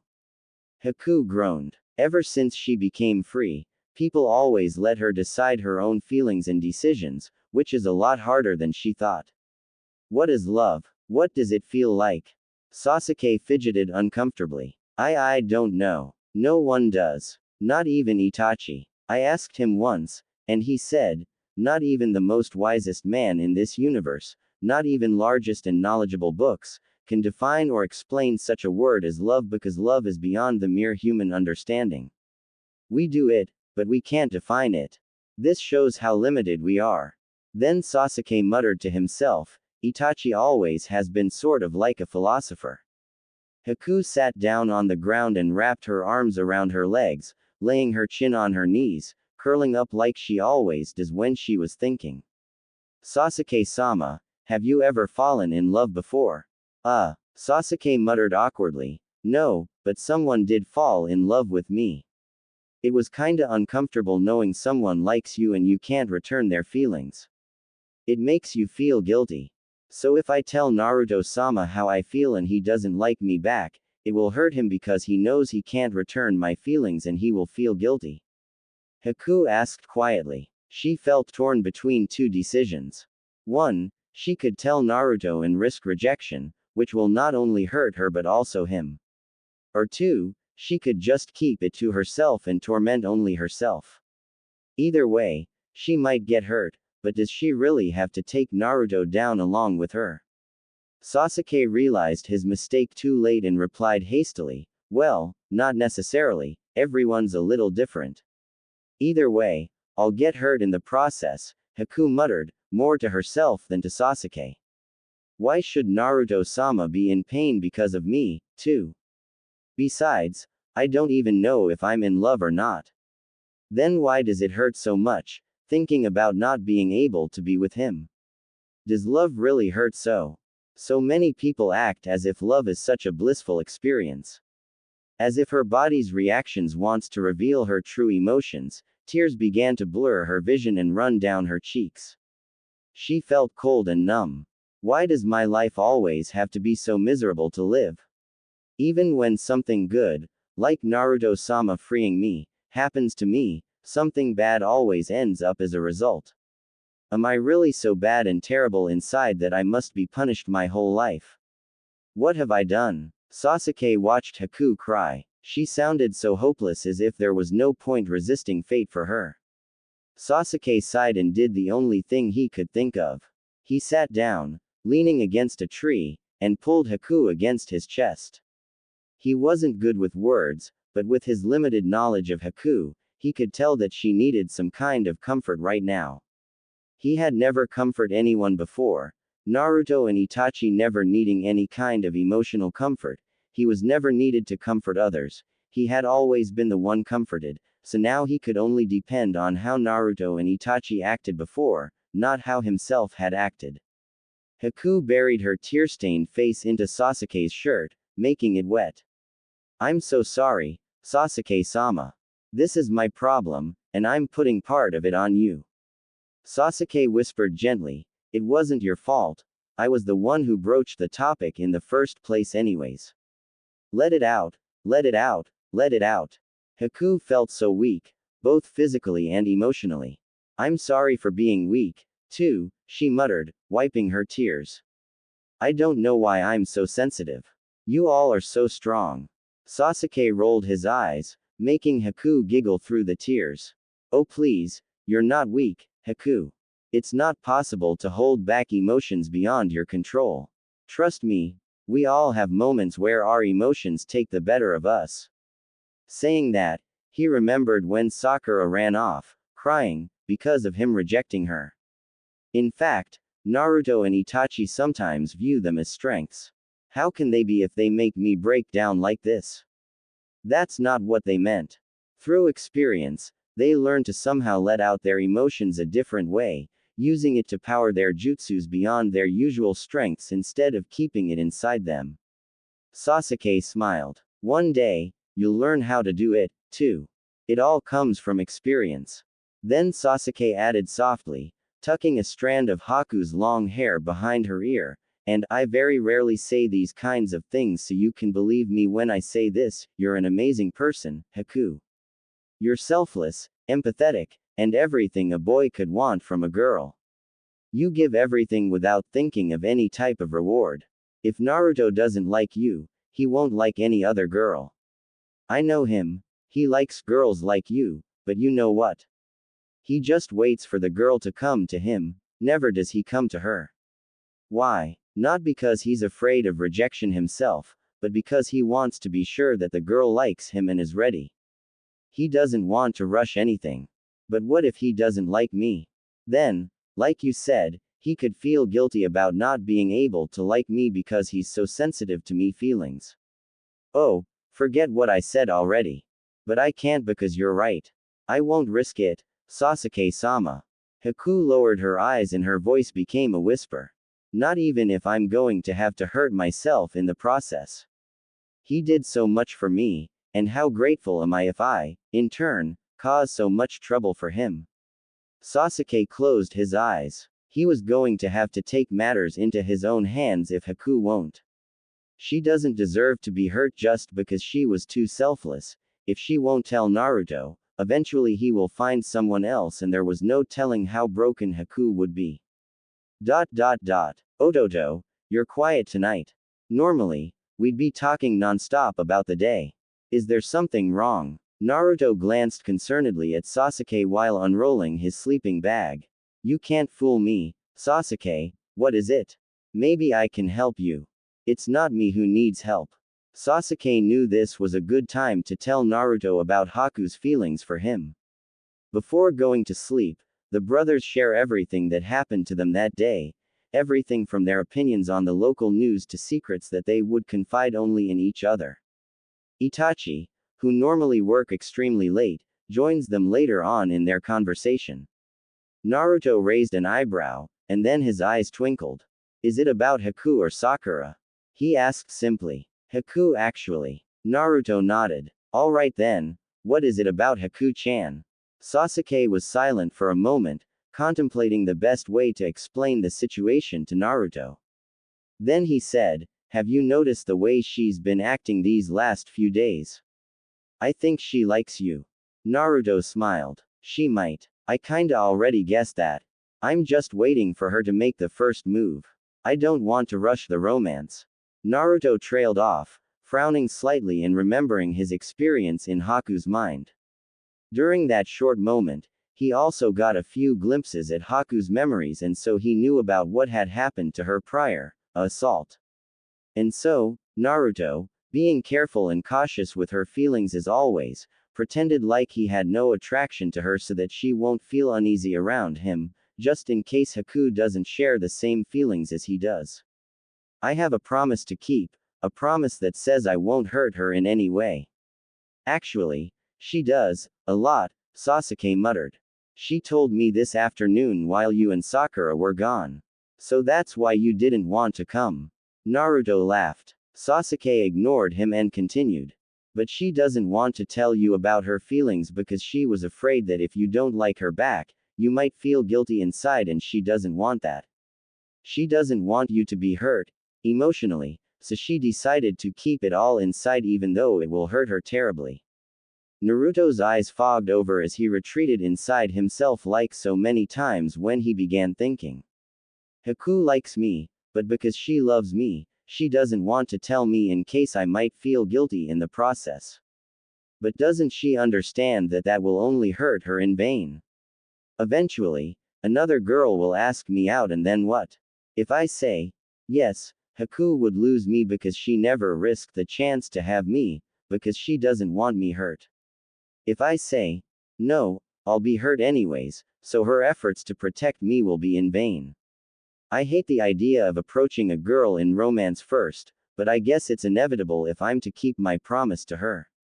Sasuke, is Haku sleeping right now? Sasuke shrugged. She's probably watching the stars. She sleeps pretty late from habit because of, you know what. Haku's past slavery was a very careful topic to discuss among the team in sensitivity to Haku's feelings even though she pretended as though she doesn't mind. Naruto walked out of the tent, calling back to Sasuke, I'll be back late tonight, Sasuke. Go to sleep. He sniffed the air and followed Haku's scent to a nearby stream. Haku was sitting there, arms wrapped around her legs and chin laying on her knees. Naruto shook his head exasperately. If a ninja attacks her now, her life would end very quickly. Haku. Haku stiffened and looked up, relaxing after seeing that it was only Naruto. Good evening, Naruto-sama. Naruto sat down next to her and smirked upon seeing her blush at the close proximity. There's a topic I want to talk about, Haku. Something important. Just a few minutes ago, Sasuke told me about your feelings for me. Is that true? Haku turned away, not able to force herself to lie to Naruto's face. It's true. How could he act so calm? Is it because he doesn't have the same feelings for me? Why can't I remain calm like in all other situations? Deciding that, since he was so calm, he must not be in love with her because, as most of you know, when you talk to your crush, you feel nervous and everything, Haku replied quickly, but it's fine if you don't like me back. Naruto rolled his eyes. It seems that because we're trying to protect each other out of love, we have gotten nowhere. Haku, however, before he was able to say what he meant to say, a scream, Sakura's scream, sounded through the evening air. Dang. Haku, let's go. Seems like the genins aren't that dull after all. It was foolish mistake to think we're safe in the middle of the night. He ran off with Haku right behind him, wondering what he meant by, out of love. Part 7. Revealing the snake. Naruto arrived at a clearing to see Sasuke gasping for breath while being held by the throat by a sound nin. Haku, stay back. Let me handle this. Haku obeyed, and Naruto took out a mask he wore during his years abroad. No doubt the sound nins will recognize him easily. He was infamous for killing hundreds in a blink of an eye. The mask was black and in the shape of a fox. He also took out a black cloak and wrapped it around himself, and then stepped out into plain view. Sasuke, what is going on here? His voice was deep and cold, so cold that Haku suddenly feared him. Kin looked up from where she was stepping on Sakura's head. When she saw Naruto, her face paled and her blood turned colder than ice. Zaku, Dosu, the night fox. She breathed, her breath got caught in her throat. It was possible that she could fear Naruto now more than even Orochimaru, her master. Put the boy down, Zaku. His voice was but a hiss, a cold sound that could freeze the forest. It was the voice of a murderer, a true assassin who was completely indifferent to whomever he kills. It was hard to connect the warm, genial voice of Naruto's to this demonic one. And release Sakura, Kin. Kin immediately stepped off of Sakura, who looked as if she was about to murder her. Sasuke felt his blood ran cold. This can't be Naruto, can it? No. This must be another, no, not a genin. Maybe a true demon. Sasuke's nerves were going overload. Zaku looked up and yelped with shock. Naruto constant killer intent was beyond human, not that he is.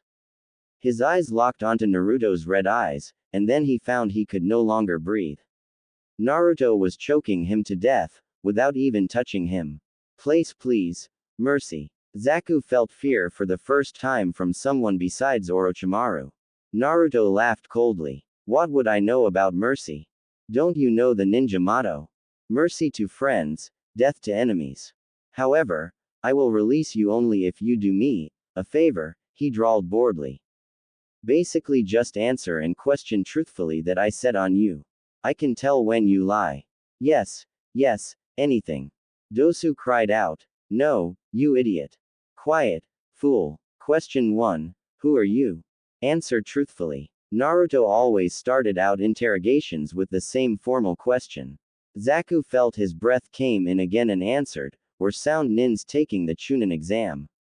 He perceived a look from Dosu and silenced immediately, saying no more from the simplest, plainest truth possible. Naruto's eyes flashed red, and Zaku's lungs refused to function once again. What is your true reason for attacking us? I noticed you didn't even care to look for our scrolls. As Zaku felt his windpipe open up once again, he sweated as he tried to tell the truth without revealing any private, secret info. We're attacking for our kage and leader, as Genins. Naruto laughed. Of course. However, what is the name of your kage and leader? Zaku faltered. Though he feared the terrible Night Fox, he still feared Orochimaru. If Naruto sets him free, no doubt Orochimaru would follow through with his threat. Zaku could only stare in fear as Naruto walked towards him menacingly, each step graceful but threatening. However, before he could drive Zaku through with a katana or anything of the sort, there came a harsh chuckle from above. The sound nins cringed and Dosu whispered, Orochimaru-sama, we are graced by your presence. Orochimaru narrowed his eyes and smiled. You're the only one who should be happy to see me. Kin and Zaku won't be so happy once they found out what their punishment is. I say, Zaku, how about I surgically remove your still beating heart and force you to eat it? And you, Kin, how about I skin you alive? Kin and Zaku paled and, trembling, got down on their knees and began to grovel pitifully. Naruto looked up as if indifferent. Orochimaru, the most retarded of the three Sanins. Not only physically sick and looks like a snake with a creepy long tongue but also mentally morbid. Orochimaru glared at Naruto. Who do you call sick, Night Fox? I heard rumors that you butchered a child and ate the flesh. Naruto raised an eyebrow hidden behind his mask. Rumors are never to be trusted, Snake. Someone must have seen me performing surgery to save a child. Then, reaching a fast conclusion, they went off to spread rumors that made me more terrible than I really am. Not that I mind the fear radiating from people. Orochimaru jumped down onto the ground and bit his finger, summoning 4 large snakes. Kill the fox. Turning to Dosu, he ordered, grab Zaku and Kin.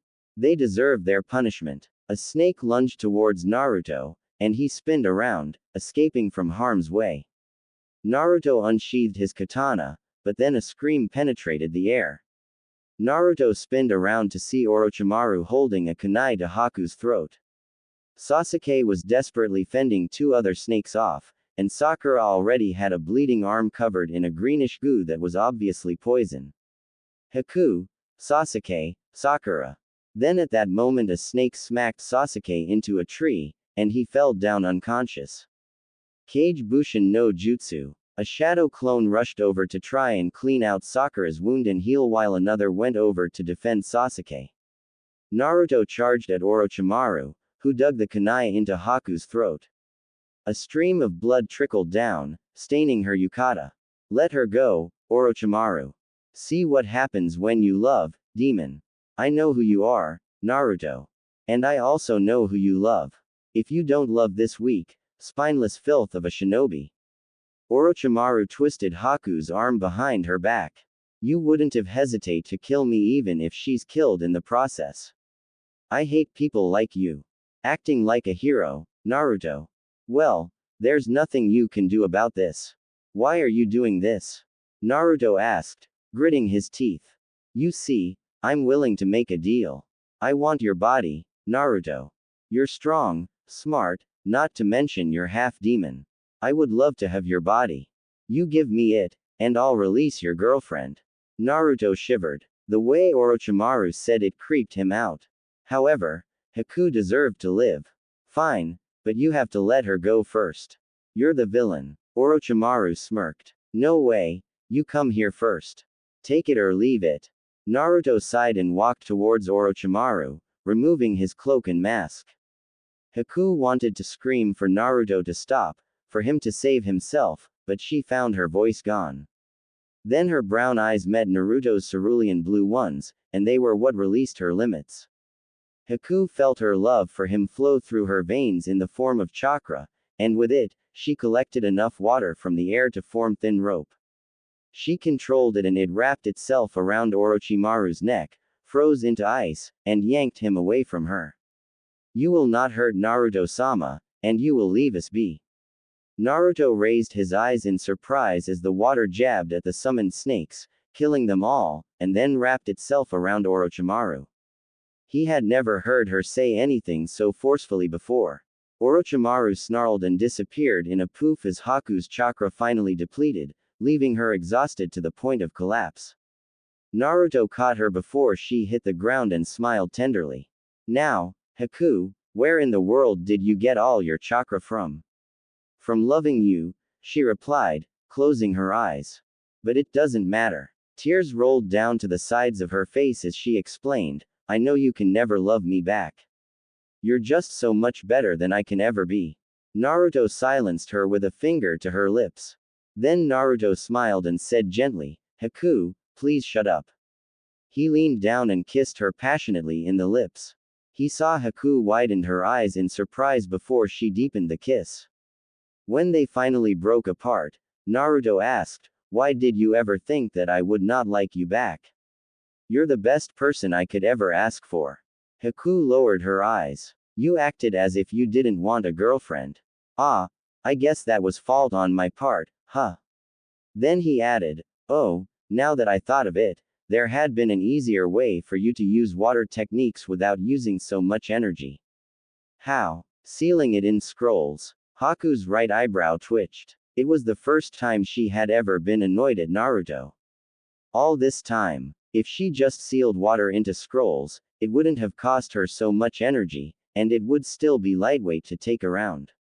Why didn't you tell me this before? Naruto chuckled nervously. It didn't cross my mind until now. Hehehe. Sasuke had finally woke and suggested to Haku, do you want me to punch him for you? I think you'd like that very much, Haku. Haku sighed. I do, but it's kinda too troublesome now that I thought of it. You sound like Shikamaru. Naruto carried her back into their tent, which he had restored after the sound nins attacked. Haku, I have to go do something important, K. I'll be back in an hour or so. Get some rest. He kissed her forehead, adding, good night. I love you. I love you, too, Haku. Don't ever forget that or think otherwise. Naruto laid with her for a few moments, savoring the moment, before he realized that if he doesn't hurry, he might be too late. I have to go. He tucked her in and then went outside. He breathed in the cool air before running off in search of Orochimaru. Orochimaru's scent led him to a clearing where there was a group of sound nins surrounding Orochimaru, Dosu, Kin, and Zaku. Kin and Zaku were pale and were trembling uncontrollably. Orochimaru was smiling sickeningly and Dosu was also pale. Dosu, I say we punish Zaku first, don't you agree? Dosu nodded, looking too nauseous to speak. Zaku, lay down and hand yourself over nicely now. Zaku looked around him like a trapped animal before trying to escape. Two of the sound nins grabbed him by the arms and forced him down to the ground. Two other nins grabbed his kicking legs, and Orochimaru grinned maliciously. This will serve as a demonstration to all who doubt me. Dosu. He motioned a hand. Dosu handed him a knife, and Orochimaru sliced open Zaku's shirt, revealing his chest. Look at the bright side, Zaku, you'll be able to serve me even after your death. Your body will be useful for me. Orochimaru, with precision, dug the knife into Zaku's chest and, as if doing open heart surgery, he cut out the flesh protecting and hiding Zaku's heart. Zaku widened his eyes in horror as Orochimaru slowly pulled out his heart, which was still connected to his chest by a few arteries. I know I said in my profile that I hate gory scenes. Well, I found this scene necessary to show Orochimaru's cruelty towards his subjects. Open wide, Zaku. Orochimaru yanked Zaku's mouth open and laid Zaku's heart into its owner's mouth. Naruto, who had just arrived, bent over and vomited uncontrollably. He looked pale, just to see Orochimaru clamped Zaku's mouth close. Zaku died instantly, having bitten his own heart. Then Orochimaru turned to Kin. Dosu, hand me a skinning knife. I think I should skin this worthless kunoichi head downwards. I think her scalp would look very beautiful on my wall. Naruto decided to use his father's famous technique. He closed his eyes, and in a blink of an eye, his body flickered and disappeared. Kin had began groveling on the ground in front of Orochimaru, begging for mercy, but Orochimaru's knife was right over her head. However, Naruto's body flickered in front of Orochimaru kicked him back. For a moment, Orochimaru thought that Minato had returned to life. Naruto turned around in supersonic speed, kicked the other sound nins out of the way, grabbed Kin, and used his father's technique again, flickering into his and Haku's tent. Haku heard him tripping over the sleeping bags as he couldn't see the place he was flickering to. Basically, Naruto had to watch his step. Haku gasped at the sight of Kin's pale face and asked, "Naruto-sama?" Naruto shook his head and laid the shocked Kin down on his sleeping bag. "Hey, that was close, huh?" Kin swallowed before asking, "Who are you, and why did you help me?" "How did you help me? You just kicked Orochimaru-sama away in a blink of an eye just like." Naruto grinned and put on his Night Fox mask. "I'm Naruto Uzumaki at your service." Kin nearly fainted. "You're the Night Fox. But you're just a genin, and you helped me.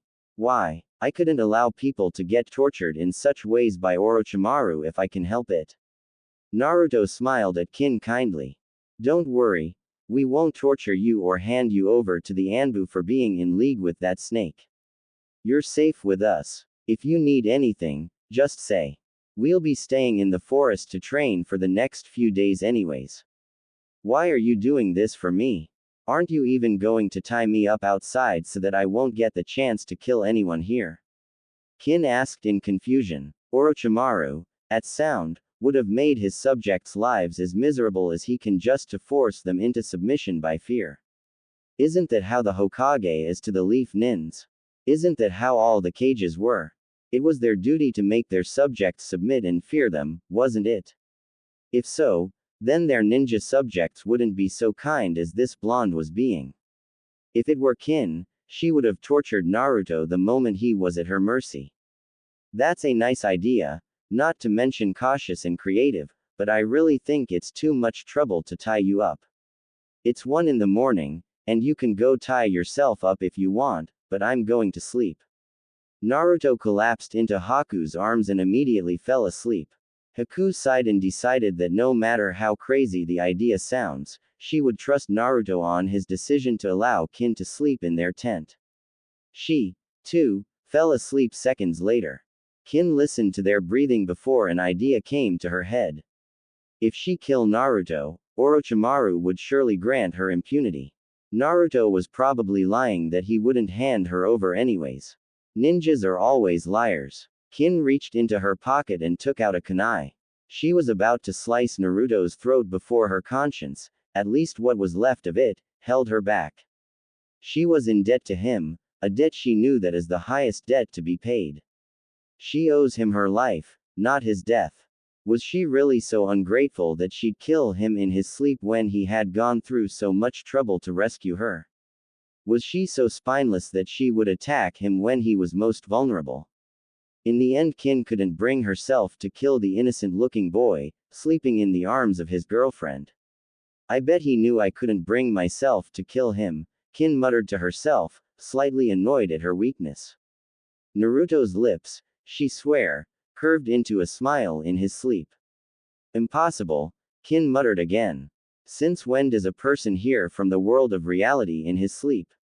She laid down and floated into an uneasy sleep. It wasn't long before her nightmare started. Orochimaru was scalping her. She could feel blood trickling down her face. Orochimaru was laughing. She was helpless against his power. "It's okay. It's just a dream," someone was muttering tiredly. Kin opened her eyes, which were crying the whole time, to Naruto hugging her, trying to soothe her. His eyes were half closed from drowsiness, and he was muttering words she could barely understand but know that he was trying to comfort her. When he saw her awake, he smiled sleepily and yawned. Finally, I can go back to sleep. It's 3 in the morning, he said half playfully, half sleepily. Don't worry about Orochimaru, he's probably on the other side of the forest. With that, he fell backwards, falling asleep before he even hit the pillow. Kin was no longer sleepy and instead spent the whole night watching Naruto sleep. I owe my allegiance to him, not to Orochimaru. Kin wondered briefly whether the Leaf Village would accept her, but then she realized it was impossible for them to if they knew where she came from, especially after the invasion. After a few conflicting moments, Kin decided to tell Naruto about the invasion once he wakes up. The next morning, Kin was surprised to find herself had fallen asleep. She thought she could never get some rest in. The smell of cooking fish reached her nose, and she got out of the tent hungrily.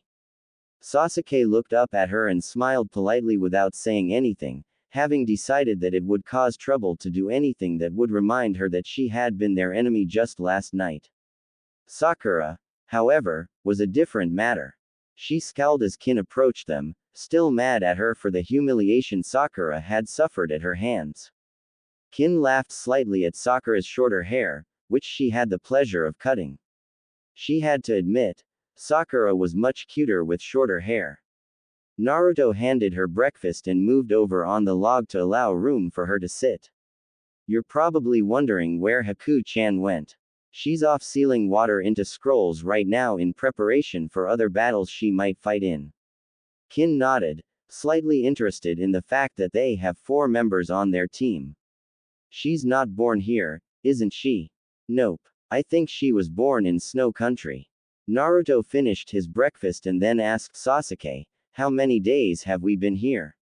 Sasuke counted off his fingers and replied in surprise, 2 days. That went fast. I thought that battle with the sound nins lasted hours. He opened his pouch and paled. Both our scrolls are gone, he whispered. Orochimaru must have taken them when we weren't looking. Naruto shrugged. Oh, well, it's only 2 scrolls.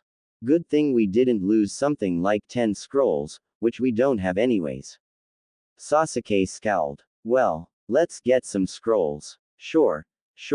Naruto stood up and stretched. Change of plans. I smell some grass nins near the tower. Let's get them and go straight to the tower right away. I was hoping we might have some extra time to train in the forest, but I see that it's going to be risky with everyone wanting everyone else's scrolls. The 5 genins, including Kin, surprised the grass nins, who was easily defeated by Naruto's powerful genjutsu. As Naruto guessed, they had 2 scrolls, enough to advance. However, the land closest to the tower was probably. Many genins set traps around there for unwary teams, knowing that they have to get past the outer rim of the tower before they could reach it. Naruto muttered, Byakugan, and led his team safely around the traps set. Come on, let's open our scrolls now. Then Naruto heard a scream in the distance and shivered. It sounded as if someone had been crushed to death. He opened his scrolls and Iruka poofed in front of them. Iruka-sensei. Iruka, whom Naruto had grown fond of ever since his return, smiled and said, Good job, team, you completed the second part of the Chunin exam. He gave a meaningful look at Naruto, being one of the few who knew what had happened to Naruto the last few years and remembered that Naruto was the Kyuubi's Jinchuriki. How about I treat you guys to ramen tonight? He raised a questioning eyebrow at Kin before asking, You were allying with Sound Nins? Not Sound Nins. Sound Nin, Naruto replied. To avoid explaining too much, he explained, Kin's teammates died. The Sandaime took a long smoke from his pipe and blew a large cloud of smoke from his nostrils before saying, Now the matches will be set up. Glancing at the first match, he announced, Haku vs. Kiba Inuzuka. Quote, Naruto glanced at Haku and laid a hand on her shoulder, which was shaking from nervousness. Don't worry, you'll define. Kiba's tough and all, but you have the brains of this battle. In the ninja world, brains come before bronze and strategy before power. Plus, you have speed, which no doubt Kiba can barely match even though he's fast. Haku gulped before murmuring, yes, but can I have enough stamina and energy to last throughout the battle long enough to use my brains and speed? Naruto shook his head dismissively and replied, have some confidence and you'll define. Haku nodded, and she brushed her cheek against Naruto's soft hand before leaping off the railing into the arena. Hayate coughed a bit before saying, whenever you two are ready, begin. Kiba hesitated before muttering to Akamaru, no fair. They expect me to hit a girl. Ino and Sakura obviously heard that and were screaming indignantly at him from the small audience. Well, she is a girl. He pointed a thumb at Haku. What? You want me to call her a boy? Man, that would be rude. Unless you are a boy? He asked uncertainly at Haku, who flushed but was silent due to the fact that she was too mortified by his question to answer. Naruto smiled. Good thing Haku's not hot-tempered or else Kiba's good as goner. Girls don't normally take those kinds of comments as compliments. Quite the contrary. Sasuke rolled his eyes. You would have thought that girls swooning over my body would want the same thing for themselves.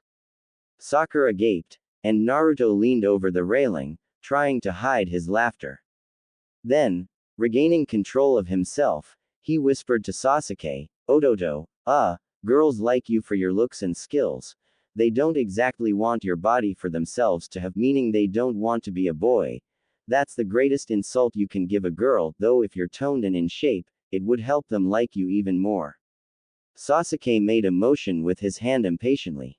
I knew that. Kiba had no idea why everyone was making a huge deal out of his comment, until Sakura screamed at him, how dare you insinuate Haku's a boy? He learned it the hard way when she threw a coconut, it just randomly appeared, okay, at his head, and it landed squarely on his forehead, resulting in a huge bruise. Ino nodded approvingly at her action. Serves him right. We girls have to stick together, though you still have a huge forehead.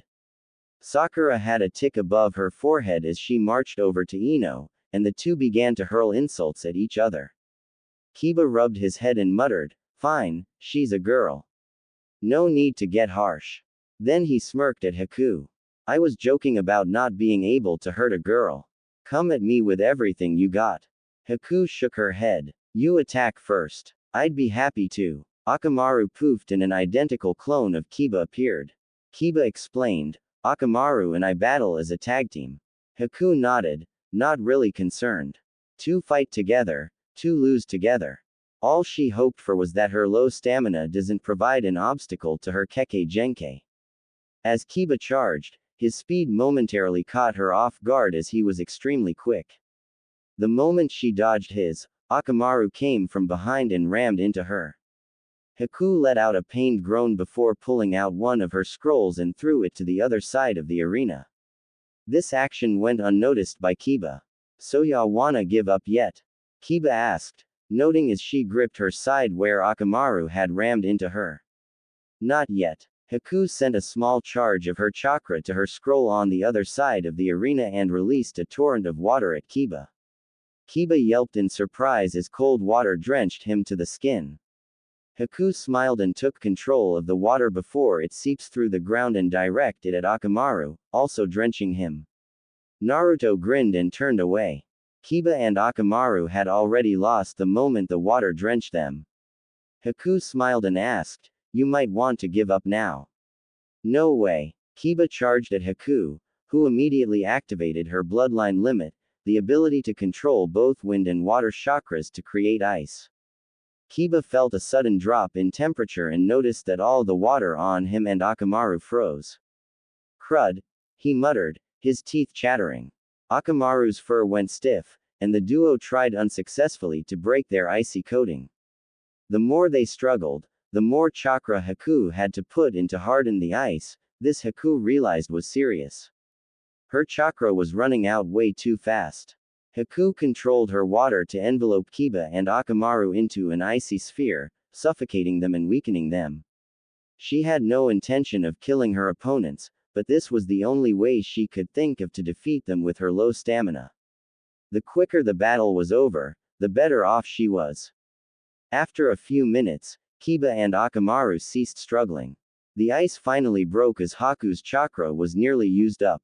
She stumbled a bit before sitting down to steady herself. Hayate declared Haku the winner and thought, if Kiba could hold on just a while longer, he might have won. Kiba was pale on the floor and Akamaru was still unconscious. Haku was beginning to worry whether she had overdone it, but her fears were quickly put to rest as Naruto shook his head assuringly. Kiba will be fine. Probably he'll get a cold for a few days, but it's nothing to worry about. Haku smiled sadly and watched as medics carried the duo from the arena. It was clear to her that she wasn't meant to be a shinobi that can kill without feeling guilty. Naruto may be able to do it as circumstances call, but she can never do it. Her life shouldn't evolve around killing and taking away life. It belongs in saving and preserving life. Right then, Haku wanted nothing other than to become a medic nin. The feeling of a shuriken or kunai somehow scares her as if she was destined to put those weapons down. But it seems as if Naruto-sama and Sasuke-sama are intent on becoming plain ninjas and they probably want me to become one with them, too. Haku was torn once again. Two decisions. She could either go her own path or the path that Naruto, who was the one who saved her, wanted her to go. I can never be happy doing things he disapproves of, she muttered to herself. She was eager to do whatever it takes to please him, even if she had to give up her own dreams for his. She wanted to make his dreams come true even though in the process, she will never be able to fulfill her own. Naruto looked back at her worriedly and asked, "Are you okay, Haku-chan?" Haku felt a tingle of pleasure when he called her that. "I'm fine, Naruto-kun." She might as well call him by a new title as he was going out with her now. Naruto gave her a look. "Really? Haku, what's wrong?" "I won't laugh." "Really? She needs to learn to share her feelings. All those emotions bottled up would drive her crazy one day." Haku looked into Naruto's eyes once again and they, once again, gave her strength. "It's just that I don't want to be a killer. I want to be a medic nin instead." She was practically pleading to him. "So aim to be one," was his apt reply. "You don't have to learn to kill if you don't want to. That's what I like so much about you, you're so pure and innocent. What are you so scared of? That I'd disapprove." Receiving a nod as an answer, he sighed, exasperated, and replied, "Haku, you're free. You're not my slave or anyone else's. You're free to become whatever, whomever you want. If I wanted you to do whatever I want, you'd still have your collar on. I don't want you to have to do only what other people want you to do. You're free, and no one can or should take your freedom away from you. Go be a medic nin if that's what you truly want. I have some medic books you can borrow." Naruto smiled as he closed his eyes, reciting a statement he had heard from his years abroad. "We hold these truths to be self-evident, that all men are created equal, that they are endowed by their Creator with certain unalienable rights, that among these are life, liberty, and the pursuit of happiness. In a land far away, the heart of a government resides in the fact that the people governed have the right to pursue happiness, as long as they don't take away another person's rights in the process. Haku, you're not my inferior. We're equal in everything except skill level. You have the right to do however you want with your life. So you aren't upset that I don't want to be a shinobi?" "Not at all." Naruto shook his head and asked, "Do you need me to carry you? You look a little drained." Haku shook her head and stood up, wobbling unsteadily before walking up the stairs. "Haku-san." Haku turned around to see the shy Hyuga girl Naruto had introduced to her the other day. "Yes?" Haku asked. "You're bleeding." Hinata glanced at Haku's side, which was dripping with blood from Akamaru's claws.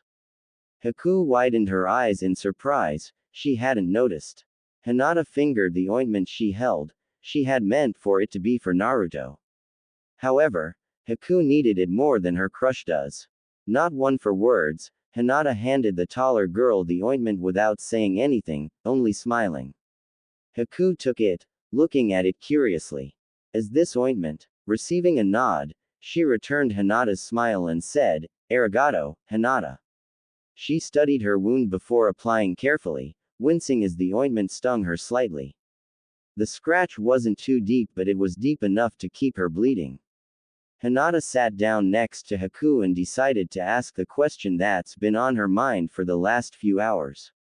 Are you and Naruto-kun close? She asked, politely avoiding to ask, are you and Naruto going out?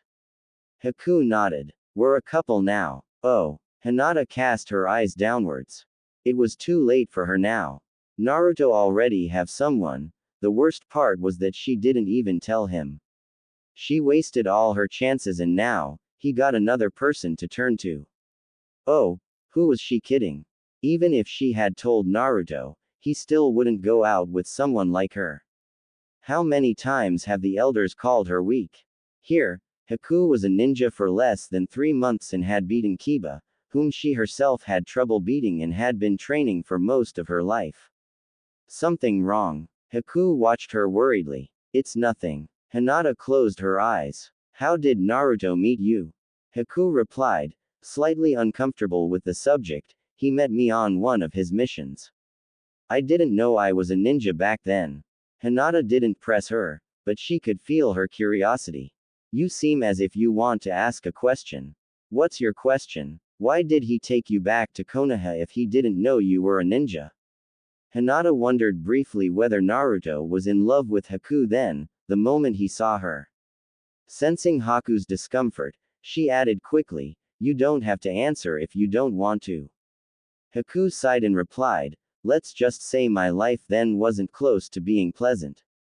In fact, if told truthfully, I was miserable. Then, death would have been merciful. When Naruto came, I didn't trust him at all. I thought he was going to hurt me like everyone else did, but he gradually gained my trust and I never regretted my decision to trust him. Hinata was silent. Haku seemed to have lived through more than just verbal abuse, like she had. What happened? Haku scrutinized Hinata cautiously, wondering if Hinata was trustworthy enough to tell. How differently would she treat her if she knew Haku had been a slave? Seeing Hinata's gentle, kind, timid features, Haku knew she was trustworthy. Hinata's eyes were similar to hers, as if Hinata, too, had lived through some of the hardships Haku faced, dead mothers, maybe evil fathers, though Hinata's didn't try to kill her, etc. Do you really want to know? Then she began telling Hinata of what happened between her and her parents, her capture by slave traders, and even described some of her torturing experiences. Hinata was a good audience, though some of Haku's descriptions scared her. It was hard for Hinata to imagine how people could be so cruel, especially to someone like Haku. Hinata could scarcely believe Haku survived all her beatings and tortures, being worked until her hands bled and until her body ached, and sleeping on hard floors that sometimes had jagged rocks here and there. They starved you for weeks at times, and even when they let you eat, you received food that are way past their date. Haku smiled patiently and answered, when you're starving, you won't think much of how the food tastes, only that it's food. I got sick a lot, but you have to remember that my feelings didn't matter. Were you ever happy at all? Hinata asked, her heart tearing at the thought of Haku having suffered so much without a moment's repose, never able to speak her mind, helpless in the hands of her masters. She could only live on, wishing for death when she could finally rest. I have been, ever since Naruto-kun came into my life, Haku replied. Because of him, I am what I am now. He found a way to get my collar off. I can never pay the debt I owe to him. Haku, you're exaggerating again. Naruto came up to them and sat down next to Haku. You already paid your supposed debt. You are worth more than any debt. You're free, and that's my payment. Not to mention you're giving me your love, too. Haku let out a soft laugh. 2 months ago, she had been afraid of Naruto getting so close to melting her heart, but now, she wasn't afraid to even love him. Naruto couldn't help laughing at the sound of Haku's laugh. It was light and happy and pure, like birds singing. He doesn't heard her laugh very often, even after her collar was off. Turning to Hinata, He added, "Oh, you're facing Neji next. Good luck." Hinata blushed beet red before nearly running away from him. Naruto his head, confused at the beads of sweat appearing on her forehead. Naruto gently pushed Haku to lay down though she protested.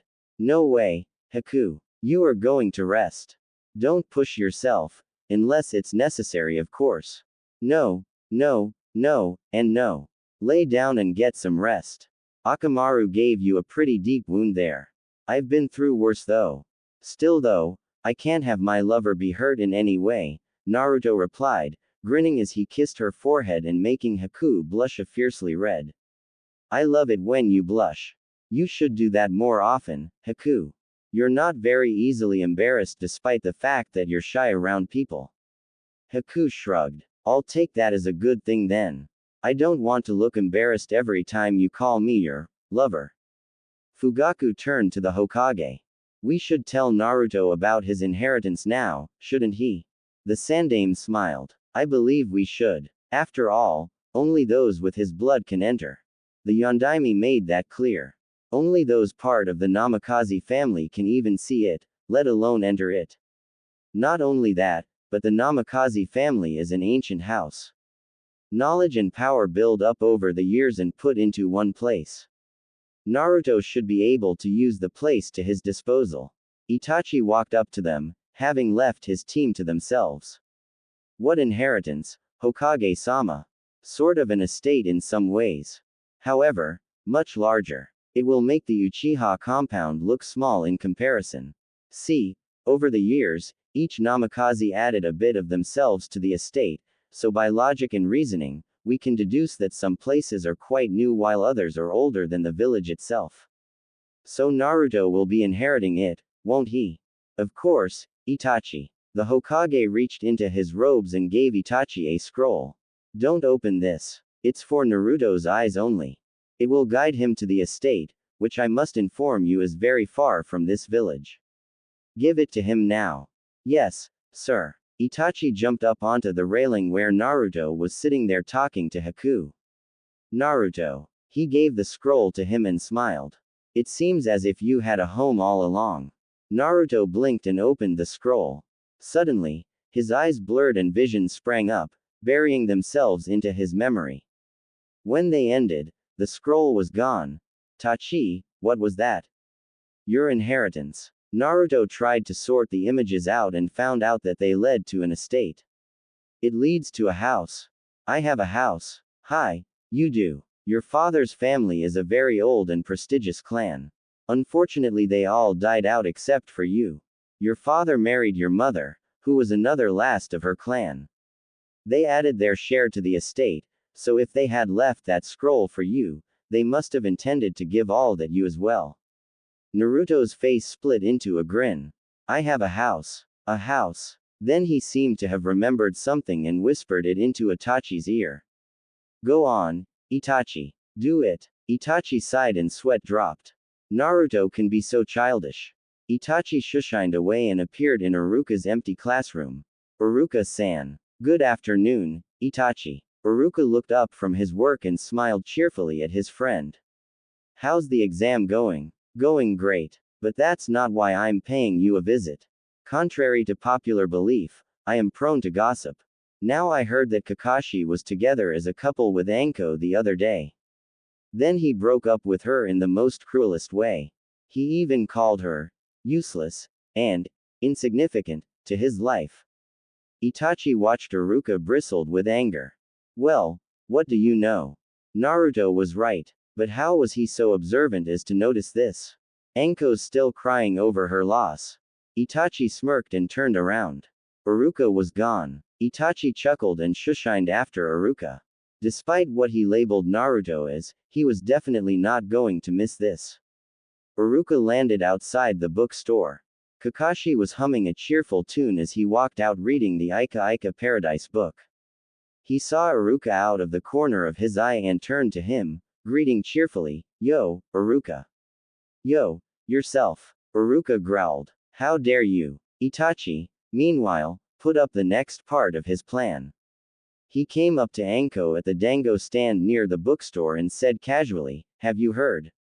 Orochimaru is buying an Ika Ika Paradise book at the nearest bookstore. He glanced at her out of the corner of his eye, and sure enough, she was gone. Sasuke groaned. Where's Itachi Nisan? Naruto chuckled and took out a novel to read. Remember when I said that Iruka needed a girlfriend? Sasuke only stared at him blankly. Itachi's playing matchmaker. In short, yes. That's better than any romance novel. Anko sighed. Itachi must be playing around with her. She saw no Orochimaru. No doubt if he was here, he'd cause a great scene with that giant snake of his, Manda. Hurt my Anko, my true love. Anko stiffened. Was that Iruka? It couldn't be. No one ever called her, my Anko, before, except Orochimaru, but he did it in a creepy way that makes her want to hurl. However, this voice sounded as if it's defending her. Anko ran towards the noise and found Iruka and Kakashi causing a scene with Iruka screaming his voice box off while Kakashi just stood there, looking dumb and confused. What are you talking about? I never went out with Anko, let alone dump her. Kakashi defended himself. How can I dump someone whom I've never gone out with? Liar. Iruka jumped on top of Kakashi and began punching him. You cruel man. Itachi, on top of the roof, fell over, clutching his sides. Years in the Anbu taught him how to control his emotions, but this was just too much. Iruka? Anko asked, slightly timid. What about me? Iruka looked up and gaped. Why wasn't Anko crying? Wasn't she supposed to at least looked as if she had cried? Kakashi dumped you and had called you useless and insignificant to your face. That's what he explained, glaring at the whimpering Kakashi. He did? Anko asked, confused. He didn't. Iruka asked, his turn to be confused. But Itachi-san. Itachi sighed. His fun was over, and he had better run before Anko kills him with her deadly snakes. They might be close friends, he and his close family were her only friends after that incident, but he knew quite well that she wasn't afraid to break one of his arms for the fun of it. Poof. Anko raised an eyebrow. Itachi. That's not like him to play this kind of game. She thought for a while before a conclusion was reached. Must be Naruto's idea, and he must have set Tachi up. She turned to Iruka. Did I hear right, or did you call me your true love? Iruka shuffled his feet shyly, trying to find a way around the question.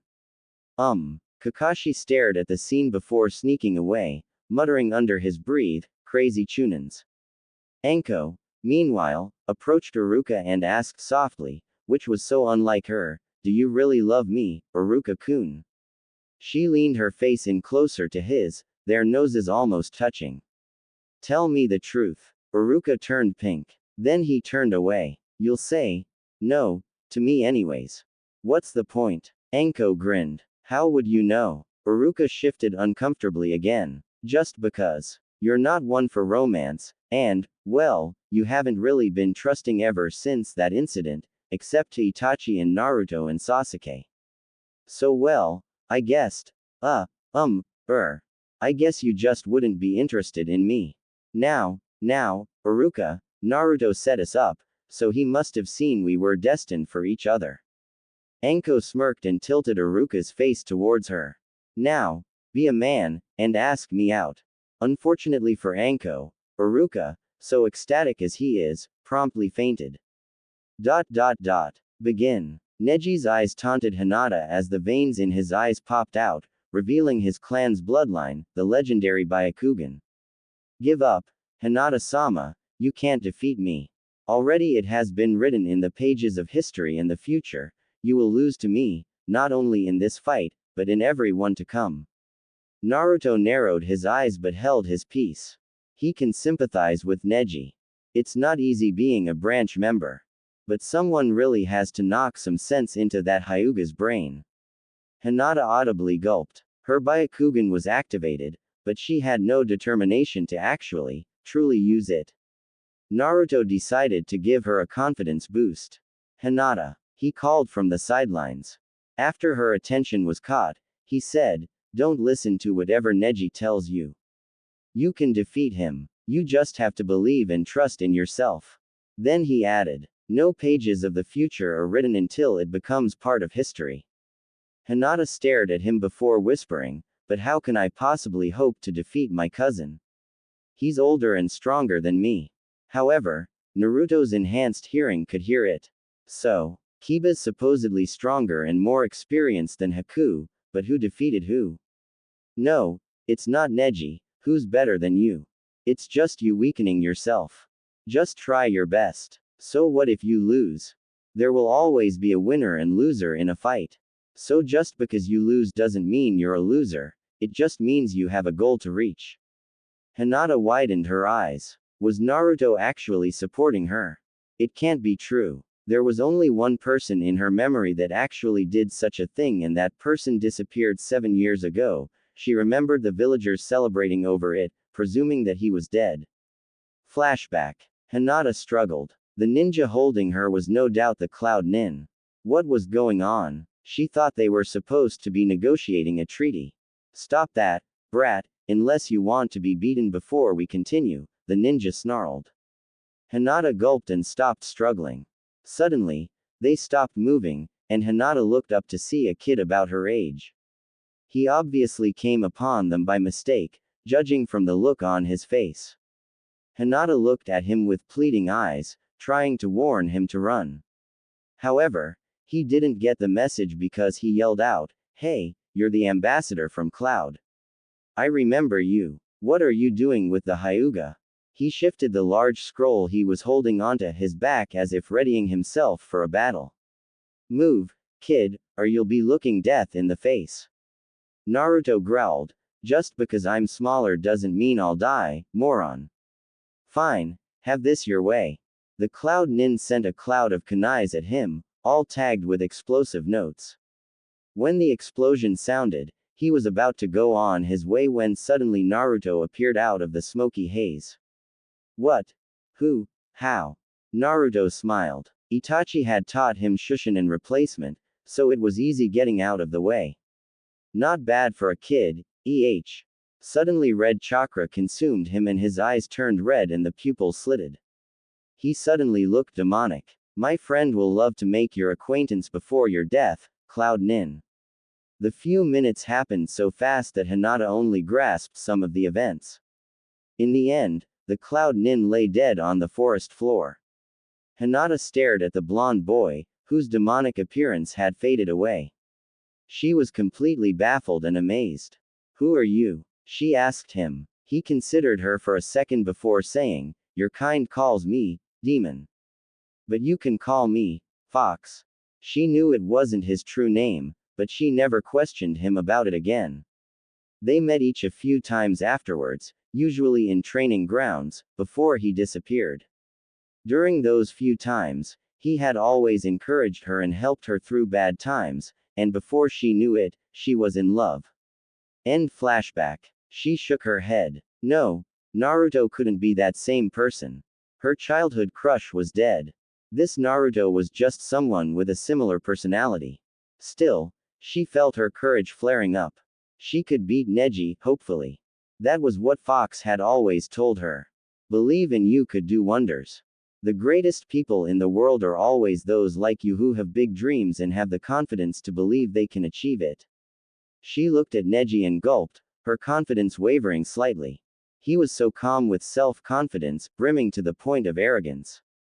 Then, he ran towards her, his hands pointed. Then he slammed his palm into her arm. Hinata winced in pain and instinctively grabbed his arm. She was about to strike him when he blocked her easily, shifting his weight to direct a kick into her chest. She coughed and she could taste the iron of blood in her mouth.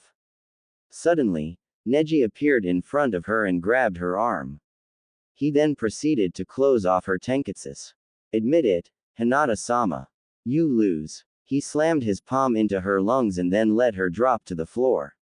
He smirked and turned away from her.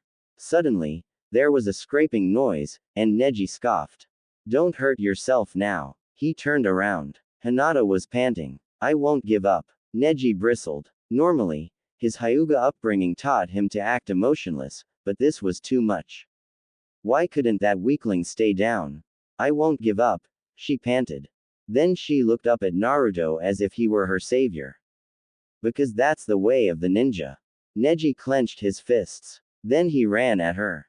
I don't want to kill you, Hinata-sama, but if this is how it is, he slammed his palm into her heart. However, to his surprise and anger, she only stumbled backwards, not surrendering. He roared in anger and was about to deal a life-threatening shot when Itachi, Kakashi, and Guy stopped him, and Kurenai running towards Hinata, who finally fell. Neji hissed, "Let me go. Why does the head family always receive special treatment?" Itachi sighed. The match is over, Hyuga. You won. Take control of yourself. Neji ripped himself away and, after snorting in derision at his cousin, walked away. Naruto leapt down and ran over to Hinata. You did great, Hinata. You didn't give up. Hinata closed her eyes. Naruto, do you think that I have changed? Even just a little. Naruto smiled. Everybody changes, Hinata, as they grow older. The only difference is if they changed for the better or for the worse. In this case, I think you changed for the better. Hinata, relieved, fell unconscious. Haku was in bliss. Despite Naruto's protests, she had ran off to the nearest library and borrowed some books on medicine and anatomy and acupuncture. They were all so interesting. She hummed cheerfully to herself as she walked through the hallway towards the arena to watch the rest of the matches. Then she saw Neji walking towards her, looking troubled and very much angered. Neji-san. Neji looked up, surprised to find someone else in the halls. He nodded curtly at her and continued on his way. Haku hated to see anyone so upset, so she debated calling after Neji or to just let him go. In the end the latter lost. Neji, what's wrong?